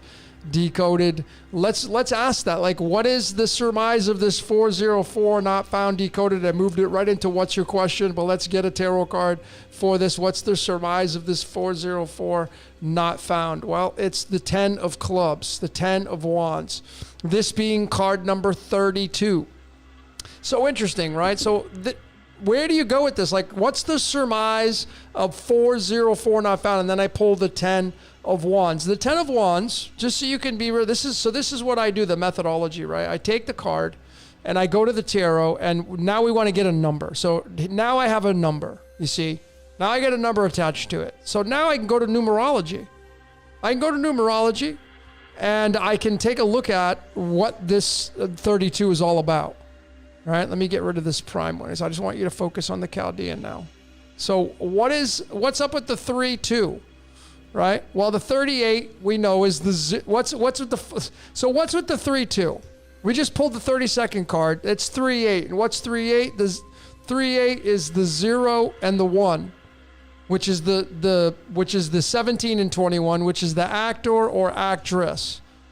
Okay? The surmise of that. You're inside of a movie, man. That's what the 3-2 is. The 3-2.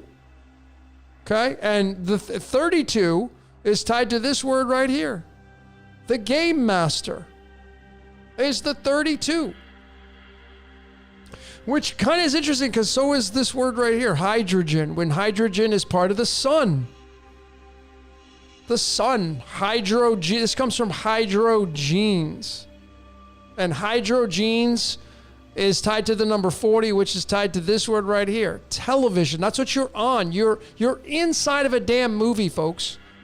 And the 10 of wands, the surmise of 404 not found is, you're in the binary system, you're in the infinity symbol. This is the double helix here, the 10 of wands, and this is the 10.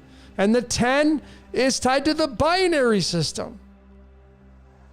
The binary system. So that was for starters to get to the surmise. That's how deep I go with this code, man. It's not just like, oh, well, that's the card and that's what it means. No, it's the numbers that are attached to it. So very valuable. And it's got the X right on there, and the X is tied to the number 24. Machine equals 24. Chronos equals 24. So 404 not found. There we go. Just from the 10 of wands. Let's get another card for this 404 not found. What else do you want to tell us here? Well, we get the 9 of wands, which is card number 31. 31 and 32 is 63, and 63 is non-player character.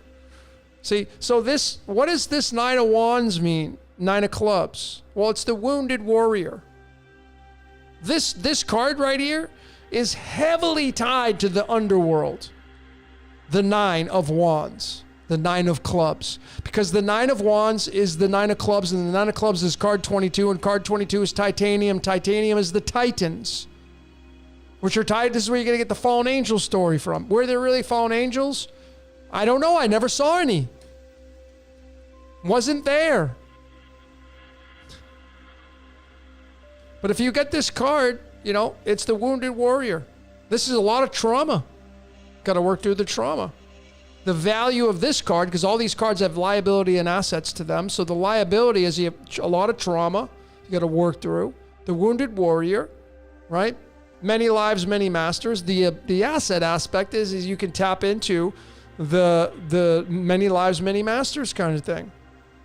And your code specifically is, you know, wisdom and knowledge.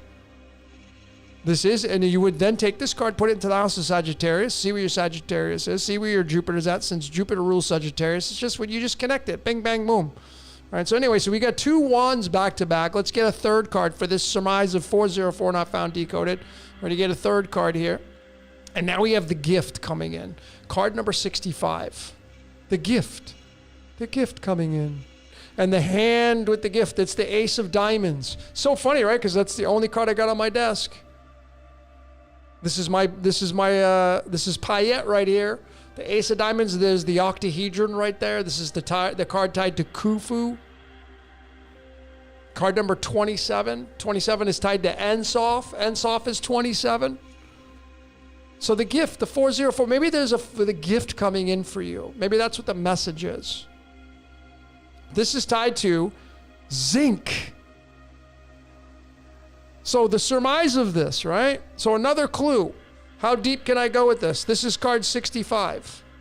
Well, so now what I'm going to do is I'm going to go to the periodic table. And I'm going to go to this element right here, zinc. There's the 65. Okay? And there's the 65. Okay? Pretty easy, right? Easy connected dots. But then the clue was down here. There's the 404 not found. It's not the 65th isotope, but there's the clue. How important all these numbers are, right? You would just kind of scratch it off like, not big. It's a big deal.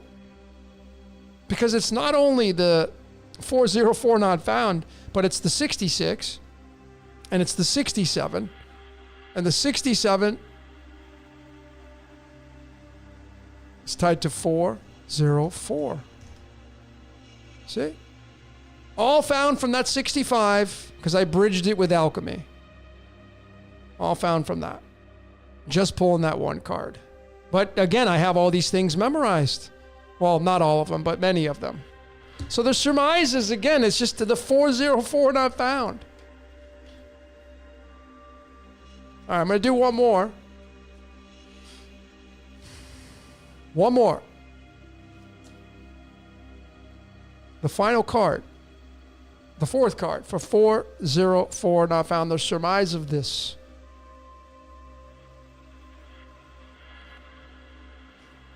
It's the Page of Cups. Maybe you want to be... And this card is card number 47. Scripted reality is 47. But this card right here may just be your representative. You see, that cup that individual's holding there's a fish in there. And that fish may be you and I. So when you're born into this world, you're born into the cup. And now you have a heart, because these represent the heart. The cups are the hearts in the card suit. And you got a heart. And now you got blood pumping through you. But maybe, just maybe, that page, which is the prince or princess, is holding you, and that's your representative. And the representative holding you is your doppelganger, and it's holding the fish. And it's like, oh, I got a fish. And this page is, is similar to the Jack. It's looking for love. A new opportunity of love comes in. Oh, a brand new baby on the world stage comes into this reality, below the 404. Now you're in room 101, the Neo room. You're in the belly of the beast. Let me just add these up, see if I get anything else from the numbers. 32, 65, 47, and 31. Yeah, 175. 175 is tied to Lucifer.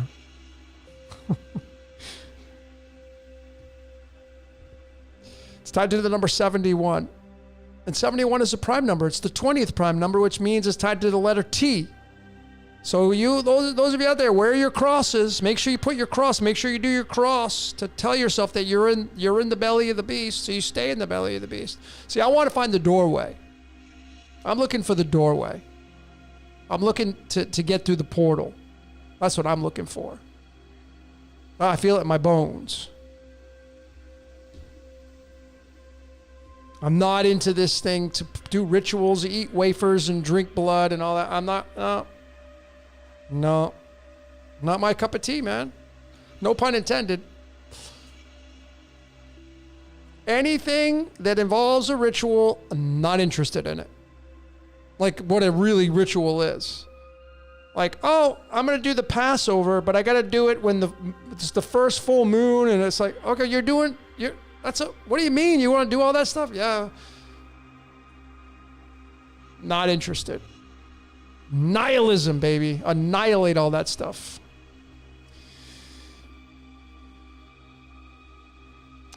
All right.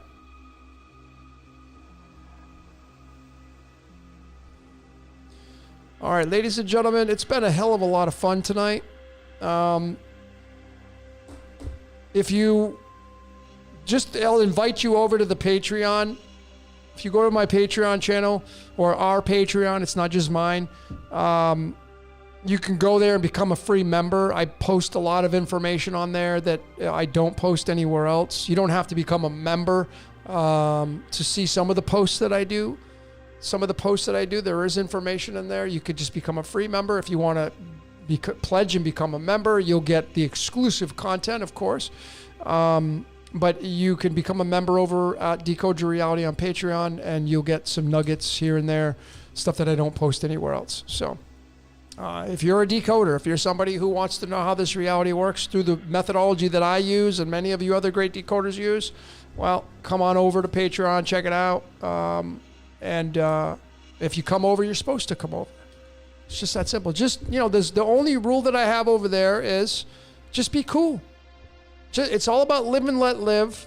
It's all about staying in your heart space. And it's all about, you yield to somebody else, and you don't need to try to defend just go do you, but don't cross over to someone else's lane and, do that kind of stuff. We don't do that stuff over there because it's all about live and let live. That's the motto over there. So a big shout out to all of you great decoders. Thank you so very much. Really, I honestly appreciate time in and time out. You come here, become part of this. It's not a big family. It's a small niche family, which is totally fine by me. Stephen and Pamela, the great moderators, always doing a great job. Thank you so very much for spending all this time. God, you guys have hours and hours invested with this Decode Your Reality. So I really appreciate it. Really appreciate it. Thank you so much for coming here for this 404 Not Found. It was a lot of fun. And yeah, I think that's what I got. I guess I'll get one final message for all of you. One final message. Why not? Pull out my black deck.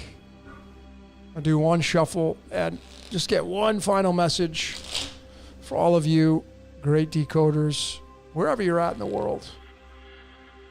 I have a lot of gratitude for all of you for coming here, showing up, supporting this, putting in your comments. But one last card. One last card. Okay, here we go. The last message, the final message to conclude this 404 Not Found Decoded. Moved right into what your question is. The 51st card in the deck. I am 51 years young. This is the 51st card in the deck, the Queen of Spades. She sits at the very apex of the card chart. 51 is my heart animal, which is my Jaguar. If you're a fan of the medicine cards, the Queen of Spades is card number 51. She converts into the Queen of Swords, which is card number 63. And what is 63? Non-player character. All right, ladies and gentlemen, it's been fun. There you go. I'm not cherry picking. Just there you go. So whatever's running me, well, there you go. There you have. There's the message for all of you. Take it what it is. But ladies and gentlemen, that's all I got for you today. I gotta find what am I gonna play here to end this? What do we want to play to end this great transmission? I don't know what I'm gonna do. Let's do. Oh, I know what I'm gonna do. This is gonna be a short one. We're gonna do a cover. It's the Hurricanes for Break On Through. So, ladies and gentlemen, that's all I got for today. My name is Logan for Decoding the Reality. Until next time, we will see you later. Night divides the day. Try to run, try to hide. Break on through to the other side. Break on through to the other side. Break on through to the other side.